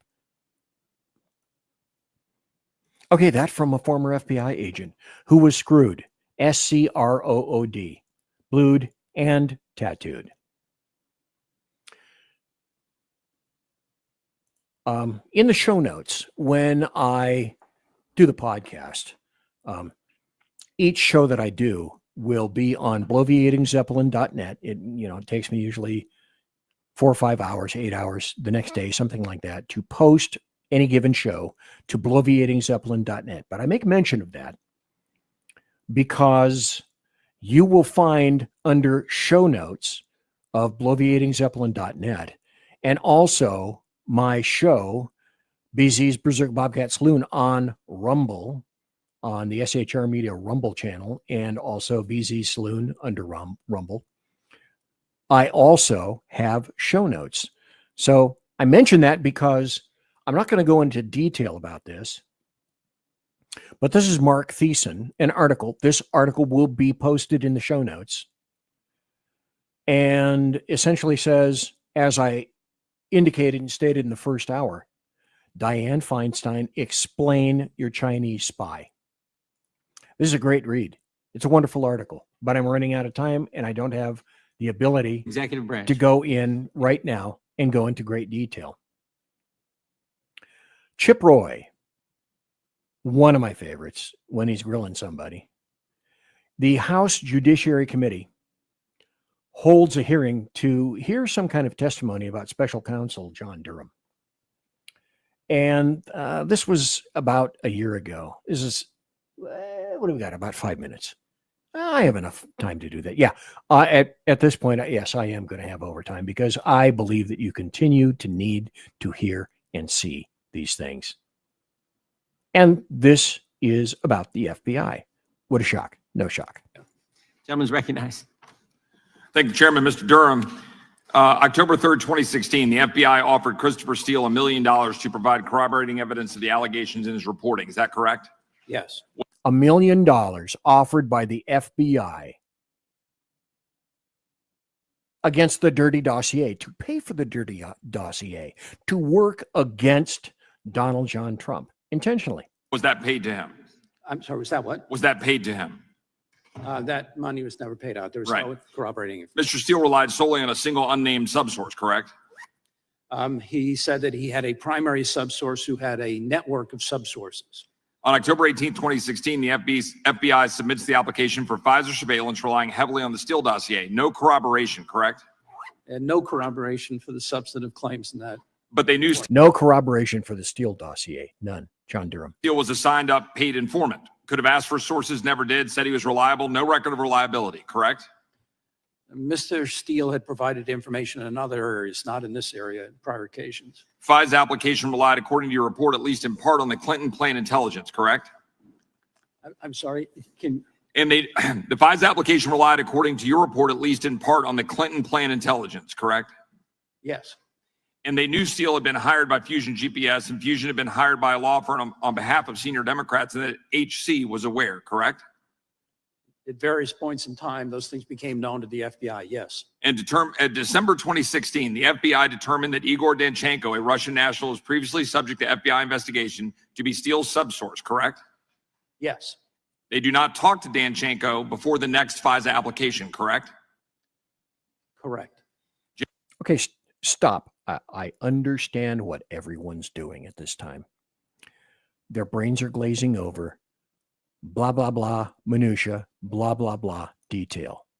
But if you ever take the time to go back and seriously consider this show with all the evidence that I have presented, you will understand that the FBI is biased in a terrible, terrible way.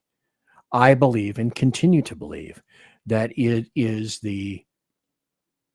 nothing more than the weaponized arm of the DNC and leftists. It is a corrupt, anti-American, terrorist organization. January 12, 2017, the FBI goes back to renew the application for FISA surveillance, correct? Yes, Coincidentally, 1 week before Trump is inaugurated, correct? correct. They then, after 2 trips to FISA, finally talked to Danchenko, basically determined it's all crap because they've been relying on a Democrat operative, Dolan, correct? Well, part of that is true. They clearly had relied on the information in the Steele dossier. There was a portion of one report from Steele that was definitely tied to Mr. Dolan. Then in March of 2017, Jim Comey testified here on Capitol Hill that the FBI, under its counterintel authorities, has investigated Trump for collusion with Russia and people might get indicted, correct? Correct. Is it normal for the FBI director to talk about FISA-related investigations publicly? As a general matter? I would say general matter, I would say no. Right. And again, knowing full well the uncorroborated allegations and knowing full well the genesis of said investigation was tied to Hillary Clinton's campaign, which the FBI director would have known. People in the FBI knew that. Correct. April 2017, they go back to FISA. They report they've interviewed principal source, that the source is credible, but they leave out the entire fact that it's only credible and making clear that they relied upon before was total garbage. They continued through the summer of 2017. Do you see what I said earlier? The FBI lied to a court. Oh, they got a little pissed off. There was a little bit of umbrage, and they went, bad FBI. Don't do it again. No consequences, no transparency, nothing in terms of consequences. Correct. That's correct. Under federal law and FISA rules, once they know there's an error or some material fact is incorrect in previous applications, you're supposed to correct that, right? That's correct. Was that done here? Yes or no? Not at the time. Was Deputy Director McCabe in charge of this investigation? Yes. Deputy Director McCabe had direct involvement in the investigation. Was Deputy Assistant Director Peter Strzok heavily involved with the investigation? And was FBI Director Comey briefed on the investigation? The evidence that we just that we came upon was, yeah, they were definitely, this is driven by the 7th floor. Each FISA application is a verified. Okay, now go back to what I said earlier about Peter Strzok and Lisa Page fucking being in collusion, involved in an active investigation, and they were intentionally, gleefully, lovingly biased in the investigation, and nothing happened except Peter Strzok got paid. He got paid $1.3 million because his rights were violated when they discovered and revealed text messages on his FBI equipment phone. Application, and there's a Woods file with every factual assertion kept in a file, correct? Correct. Is it reasonable to believe that senior FBI leadership, and indeed senior leadership at the DOJ, did not know all these failures to ensure truthful facts were used for each FISA application, an application directly focused on an American presidential campaign? Is it reasonable to believe that the senior FBI leadership, and indeed senior leadership at DOJ, did not know these failures? That I would distinguish between what the FBI knew and what the Department of Justice knew. So, okay, stop right here. Let me ask you a question. I'm going to put my big, fat, ugly mug back up here. Let's go back to the administration prior to Joe Vegetable, prior to the auto pen regime. That was Barack Hussein Obama. Can you possibly conjure with any amount of conviction that Barack Hussein Obama was not aware of everything that was going on with his FBI, his DOJ, under his directive? I don't believe it. Barack Hussein Obama isn't stupid. He's a lot of things, but stupid he is not. He knew. The FBI knew. FBI leadership knew it. The FBI and people in the FBI knew this information. Not everybody knew everything, but they had all of this information. So 2 final questions. In the fall of 2021, our colleague, Mr. Schiff, said in an interview, but at the beginning of the Russia investigation, I said that any allegations should be investigated. We couldn't have known, for example, people were lying to Christopher Steele. Is it remotely conceivable that the chairman of the House Intelligence Committee and the lead prosecutor of the impeachment of President Trump was uninformed that this investigation was kicked off based on a Clinton campaign Democrat-funded report with a witness, Mr. Steele, claiming facts that were uncorroborated and that ultimately came from a subsource, a Democrat operative, Mr. Dolan? Is that conceivable? And is, in fact, there evidence out of the House Intelligence Committee that directly contradicts that and that he did know, in fact? I wouldn't know what Mr. Schiff would know at the time. Finally, a final question. For the average American watching this, besides being fired, have Jim Comey, Andrew McCabe, or Peter Strzok been held accountable for these glaring violations? Have they been hauled before a grand jury or charged in any way? And if not, why not? So they have not been, I'm not going to talk about matters that occurred before the grand jury because I can't. But with respect to have any of those individuals been charged, the answer is no. And the answer is no. Now, I said, and likely everybody that's a podcaster, everybody that's listening right now, listened incessantly to Adam Schiff say he had evidence of Trump-Russia collusion. And every one of our cadre of individuals, podcasters, conservatives, yelled at the tops of our voices, produce the evidence. Produce the evidence. It was a lie. It was all a lie. These assholes can spew lies and there are no consequences. Like Senator Reid, who lied and then laughed later after he retired about lying about Mitt Romney so that he made sure that Mitt Romney didn't go anywhere in the presidential election. Because, you know, that's funny. Here's more FBI lies. This is from Breitbart. FBI crime data revision scandal, Their Lives Mattered. A year ago, the FBI released a data report claiming violent crime had fallen by 2.1% in 2022 compared to 2021. And a whole bunch of the American media maggots, that is to say all of them, jumped and shouted and celebrated and cited the news despite communities in, reality experiencing their own surges of violence. So, of course, they use this as a fact check because the FBI says so. So it's a fact check. So you're wrong and we're right. Violence is plummeting all the way down like a falling, plummeting elevator. It's that fast. But in a not so shocking turn, the FBI quietly revised those stats, admitting that their initial data were incomplete and misleading. Turns out that violent crime wasn't down, it was up. It was up 6.6% from their previous claims. Some 80,029 violent crimes were mysteriously absent, gone. Pew. How does that happen from FBI databases? Well, the FBI lies. And the FBI is agendized. And they're biased. Oh, and also, they do this. Anybody remember? I certainly do.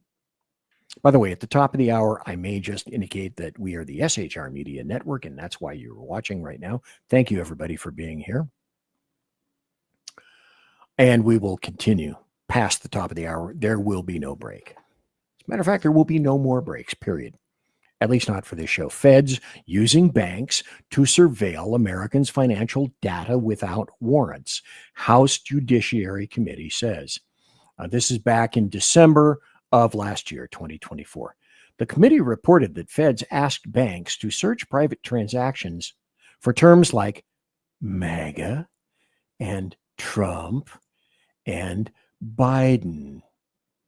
So federal law enforcement was manipulating the suspicious activity SAR system in order to gain access to Americans' financial information without warrants or probable cause.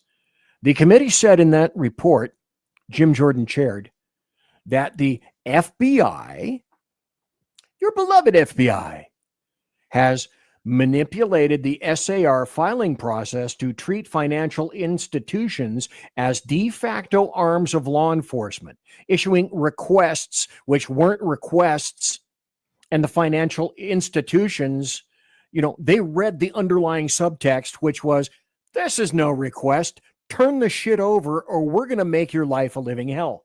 That's how that works. Without any kind of legal process that amounts to demands for information related to certain persons or activities it considers suspicioso. That's your loving FBI at work. Law? Who needs laws? Bill of Rights? Who needs Bill of Rights? Nobody needs that, especially parents. This is from the Institute for Free Speech. Isn't that ACLU kind of weird? Hey, they love free speech until they don't. But anyway, this is the IFFS. FBI targets outspoken parents. School boards silence them. The FBI says its mission is to protect the American people and uphold the Constitution of the United States unless you are a parent who is exercising your First Amendment right to criticize your kid's school. As I mentioned before, whistleblower information came out that the FBI targeted parents who spoke out against their school board's COVID policies and prodding from education officials. So how did it start? How did it begin, BZ? Would you tell us that? Well, I would. It would be my pleasure. It all started in September when the National School Boards Association, NSBA, sent a letter to the DOJ requesting federal intervention into the alleged domestic terrorism that is citizens disagreeing with school board officials. That's domestic terrorism. That was a toned down version from an earlier draft of the letter. An independent review of the incident revealed last month. That earlier draft would have requested that the Army National Guard, did you hear this? That letter requested the Army National Guard and military police be deployed to certain districts because parents disagreed with school policies.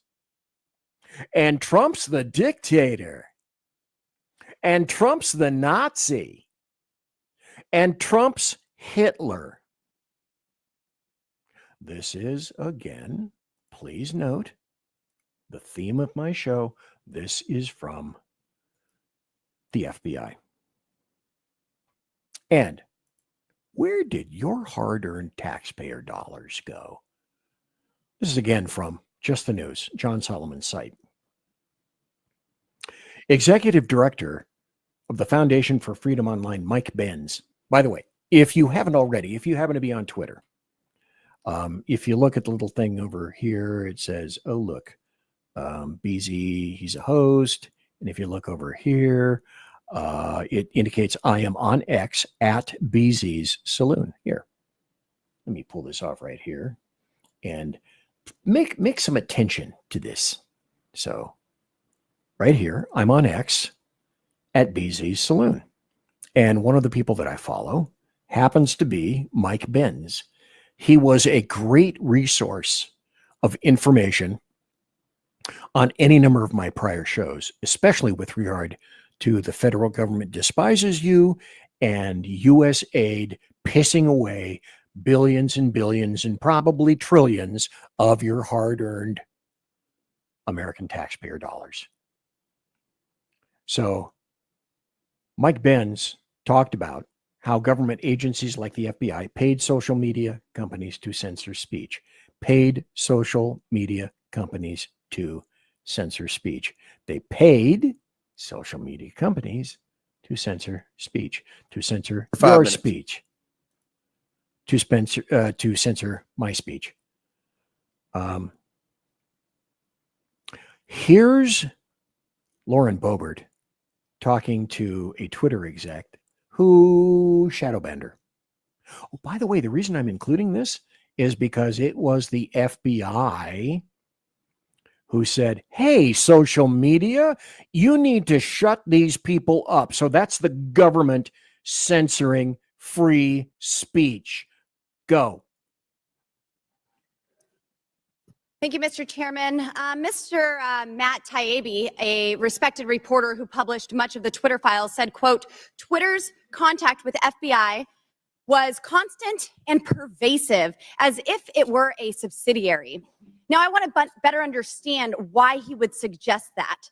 Mr. Roth, while at Twitter, how many meetings did you have with the FBI? Oh, how many? I couldn't say for sure, but I would More say than 10? That's a More than reasonable 20? estimate. I couldn't say for sure. More than 50? That seems a bit high. Many meetings with the FBI. Well, we know how many FBI agents worked at Twitter while you were there? Whoa, whoa, whoa, whoa, whoa, whoa, whoa, whoa. Stop.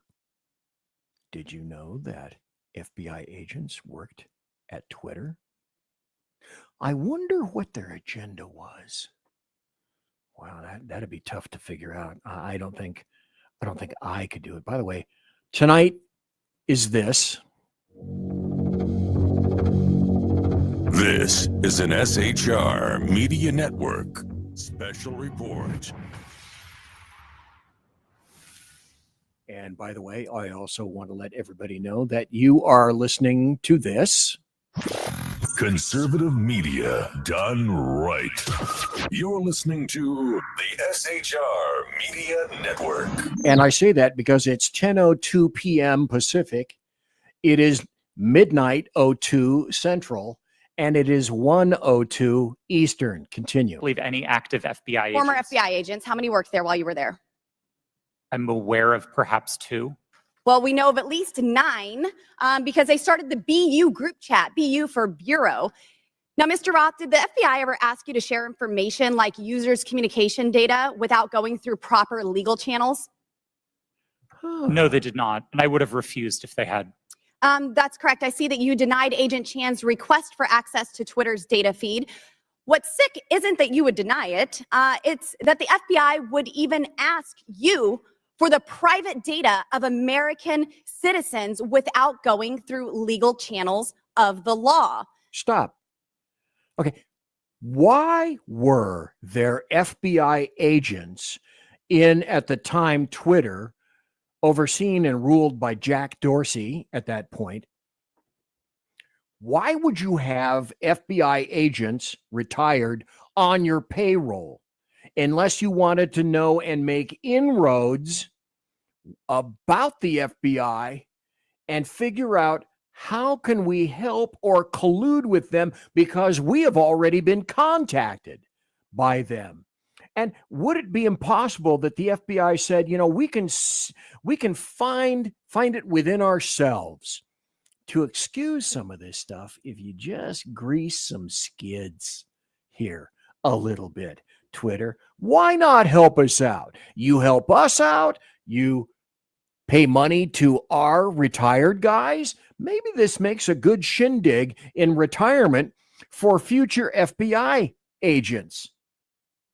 Z's axiom, always ask, cui bono? So who does? Well, let's go to this again. Feds using banks to surveil Americans without warrants. They're financial. And key terms were Trump. This is, I went through this, but I omitted these very important salient points. This is how it was predicated that you would be investigated, because they were looking for names and words like Trump, MAGA. Okay, I get that. I grok that concept. But extremism indicators also include Cabela's, Bass Pro Shops, and Dick's Sporting Goods, who is an asshole himself because he doesn't sell firearms in Dick's Sporting Goods. No mo. Well, firearms and hunting, that's a sport, right? Nope. Not going to do it. Wouldn't be prudent. What about this guy? Remember Ray Epps? Remember Ray Epps let's see. I seem to recall 26 people, I'll use the air quotes, 26 people who were at January 6th. So Ray Epps throws a big sign at cops at U.S. Capitol Police. He was never arrested. But several Trump supporters who touched that sign, they were arrested. 2 levels of justice for everybody in this nation. Yeah. Okay. What did he get? Oh, I think eventually he did get probation. And patriots who were peaceful got years in prison.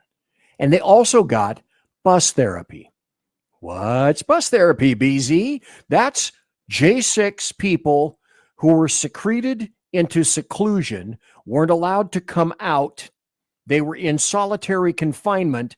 And the bus therapy was they're in one facility, then they get shipped on a bus to another facility, then they get shipped on a bus to another facility, and they get shipped on a bus to another facility ad nauseum, so their family and their attorneys can't find them. That's called bus therapy. Well, would it surprise you that I have video? Yeah. Do you smell? What's that, Lassie? Wait. What do you smell? What do you smell there? Girl, what do you smell? Is Timmy down the well? No, I smell a conspiracy. We need to go into the Capitol. Into the Capitol. We need to go into the Capitol. There's Mr. Redcap. Ray Epps. Nothing happened to him. Oh, I'm sorry. My mistake. I just thought of this. I should have written it down, but it just entered my funny little brain here. Ray Epps, if you remember, earlier this year or later last year, I'm not sure which, went on 60 Minutes and bled all over the seat. I don't remember which shithead interviewed him. It's immaterial. They're all shitheads. But he bled and said he was so oppressed. I'm Ray Epps and I'm oppressed. And of course, 60 Minutes believed him because he was Ray Epps and he was so oppressed. Oh, BZ, wait. You mentioned that magic number 26, did you not? Yes, I did. Would it surprise you to know or think that I have an article that says something like this? The DOJ Inspector General Michael Horowitz determined that the FBI did not deploy undercover agents at the U.S. Capitol on January 6, 2021. Okay. Note the parsing of the words, which is how you get through this shit. The FBI did not deploy undercover agents at the U.S. Capitol, but it did reveal the agency had 26 confidential human sources shipped in from various field offices in Washington, D.C. that day. What does that mean, BZ? Maybe they weren't exactly agents that had gone through Quantico to the FBI, but they were hired contractors. And hired contractors are something entirely different. And there were 26 of them that day on January 6th. I wonder what they were doing with all those contractors. I wonder if they're saying things or trying to provoke things. I would kind of expect so. So let me see if I can get this. Here we go.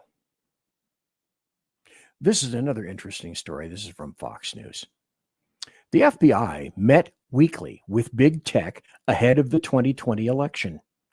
So an FBI agent named Elvis Chan testified Tuesday to Missouri and Louisiana attorney generals that The FBI held weekly meetings with big tech companies in Silicon Valley ahead of the 2020 election because they didn't want Trump to win. Now, if that isn't putting your finger on the scale, back. The chair. I don't know what is. Here's another 5-minute video. This is Matt Taibbi.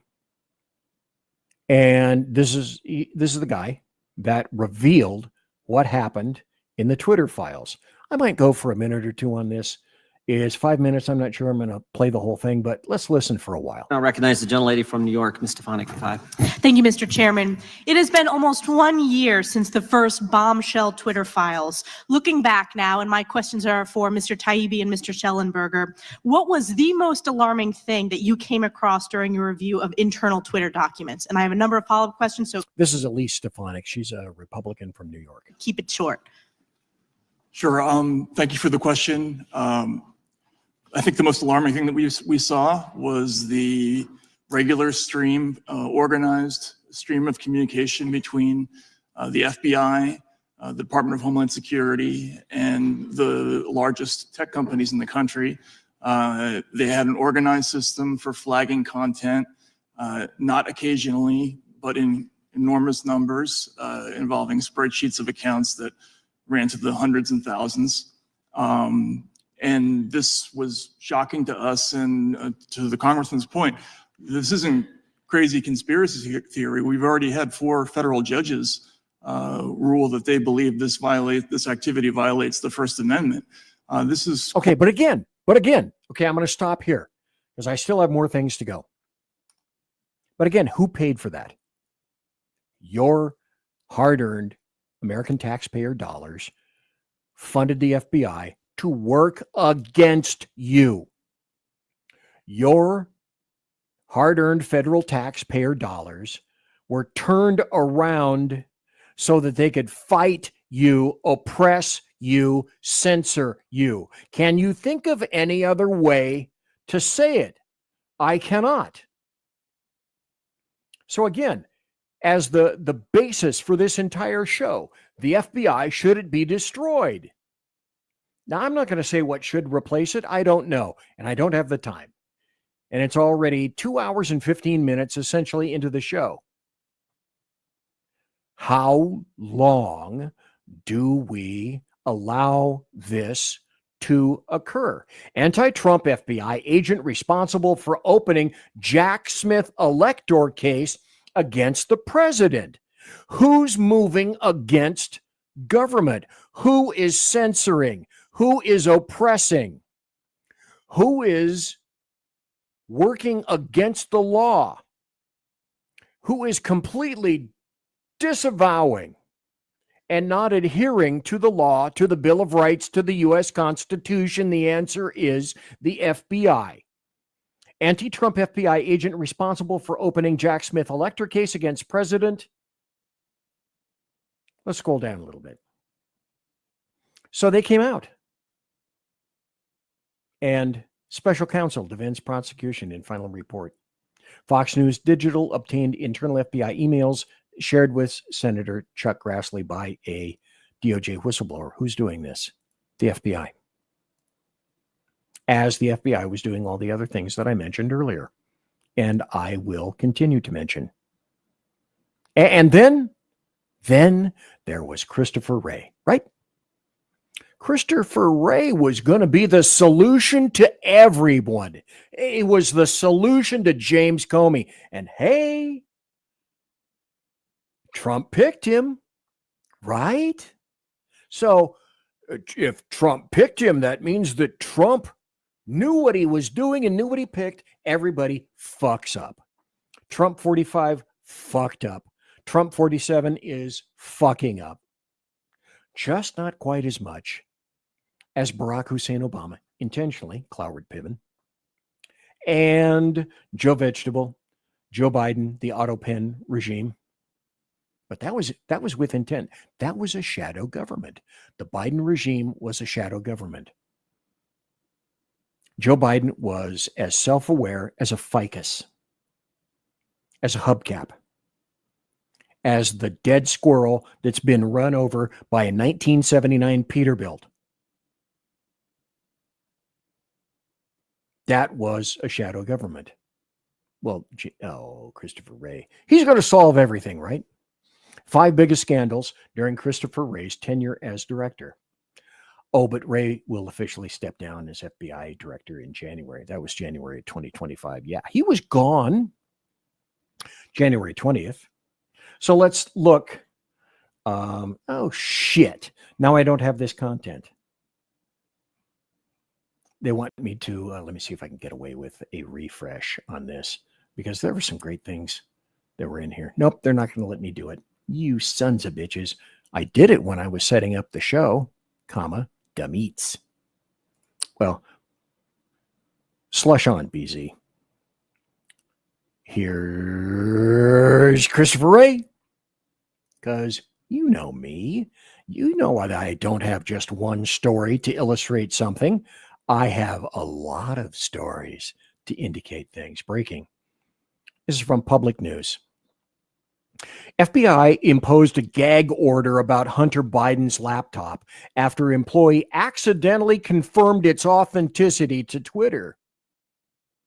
Remember the New York Post broke this story? Remember how BZ said Twitter completely removed his ass from social media?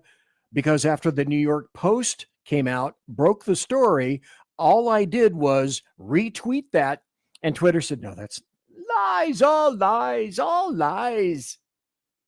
You lie. BZ, you lie. Get out. You be gone now. So I was gone. BZ was gone.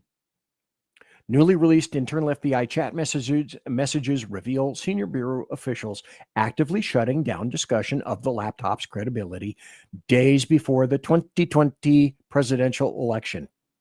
Let me see if I have something. Yeah. Okay. Here's a balance. Here's a scale. Here's the FBI's thumb on the scale, hard, influencing the election. The FBI helped to throw the election. Can you think of any other way to state that? I cannot. Again, this is a story from Catherine Herridge, one of the few people that I continue to believe mostly in terms of stories that she writes. In 2024, an FBI official admitted to House investigators that an FBI employee had inadvertently confirmed the authenticity of Hunter Biden's laptop to Twitter on a conference call the morning of October 14th, 2020, the day the New York Post published a story about it. But we can't let that get out because that might throw the election. Apparently, the FBI has no handshake with regard to the truth. The truth is not something with which the FBI has any amount of familiarity. And if you haven't gotten that after this period of time, I am truly sorry for you. Let's go to another story. This came out officially from the House. Said it before, I'll emphasize it again. Federal government flagged transactions using terms like MAGA and Trump for financial institutions because they wanted to find out what all you damn domestic terrorists were doing with your money, going out and buying your damn guns, going out and buying your damn Bibles, going out and talking that free speech bullshit, going out and supporting the Bill of Rights and the U.S. Constitution, you domestic terrorist asshores. Grassley rips Wray's failed leadership at the FBI with 11 pages of examples in a blistering no confidence letter. And of course, I can't show this either. I could show it earlier, but that's all right. BZ, move on. You know where I'm going with this. The alternative. Let's place this. Stop. Add to stage. Incoming Senate Judiciary Chair Chuck Grassley blasts FBI Director Christopher Wray. Hey, look, I do have a backup. These failures are serious enough and their pattern widespread enough to have shattered my confidence in your leadership. So, Grassley mentions the search of Trump's home at Mar-a-Lago using a SWAT team. Yeah, like, sure, that's necessary. Because who wouldn't want a firefight between the FBI and the Secret Service? Because they were not that far from doing that. Trying to recover classified documents, which led to federal charges against the president as invasive and unwarranted. And the Russian interference in the 2016 election for targeting Trump. And their failures, failure after failure after failure, from and by whom? That's right, the FBI. I have another story. This is also about Ray. This is from CNA, Catholic News Agency. FBI director grilled after release of new report on the targeting of Catholics. Senator Josh Hawley engaged in a tense exchange with FBI Director Christopher Wray after the release of the report that found the agency's investigation into traditional Catholics may be more expansive than FBI officials have claimed. We now know, in fact, FBI agents did approach a priest and a choir director to ask them to inform on parishioners in a church.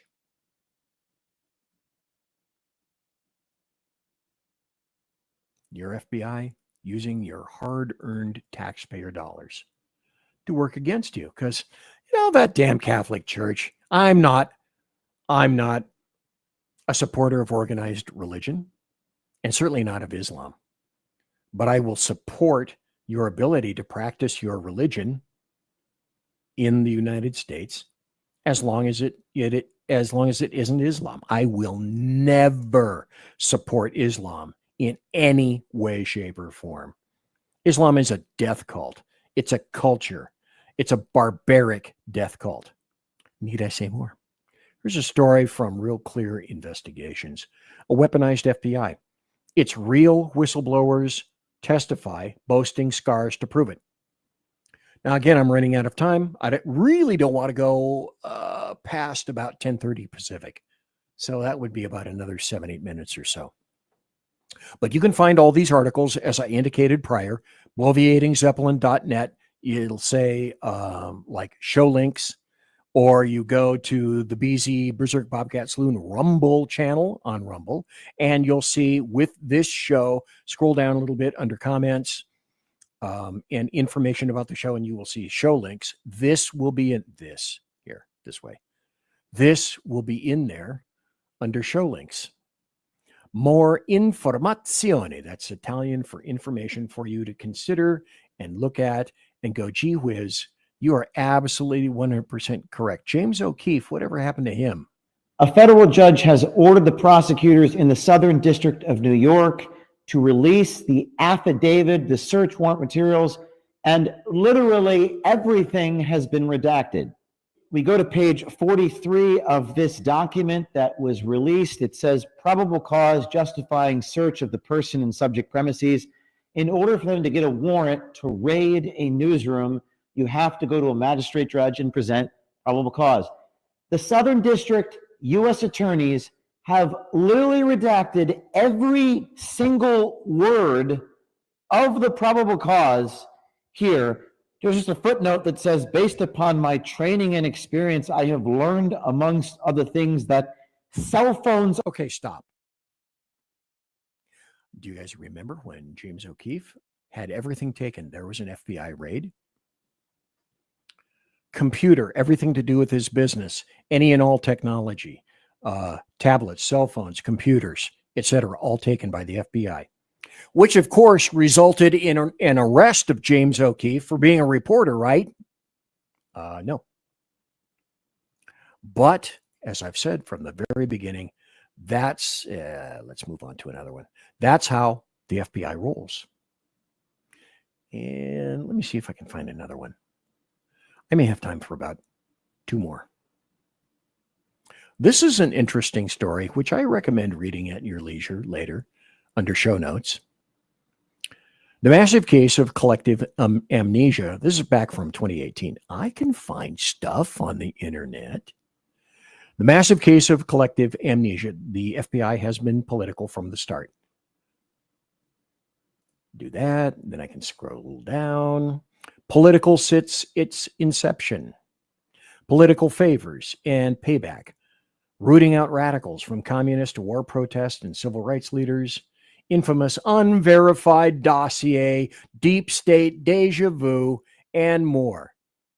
A wonderful little tidbit for you to read later on after the show. If you're bored, if you haven't cleaned your parakeet cage yet, or you want to clean your fish tank, or you want to balance the checkbook that you don't have.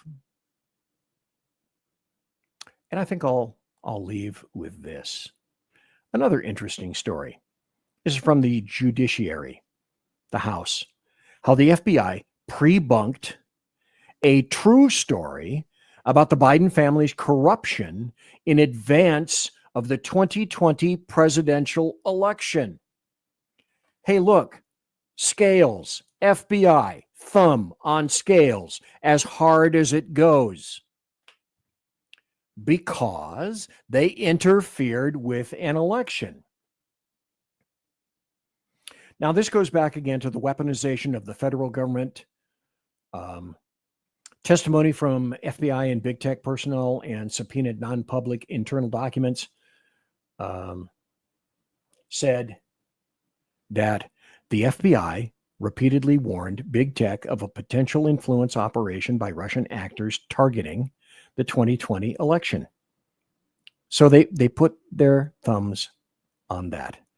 It was a hack and leak operation. The FBI repeatedly warned big tech that the Russian influence operation would likely take the form of a hack and leak, similar to the leak of Democratic National Committee emails. So they pre-bunked a story just in time for the presidential elections. Well, that's so wonderful. Come on, that FBI, you gotta love them.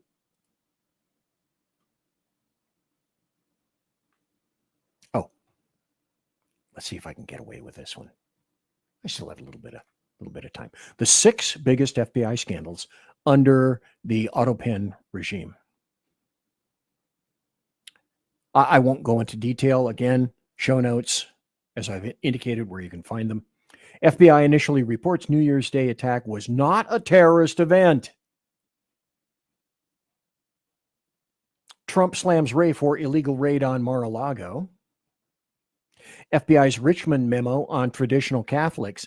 Oh, you Catholics are so bad. You God and your guns and your Bible and your bullshit Bill of Rights and that shitty U.S. Constitution.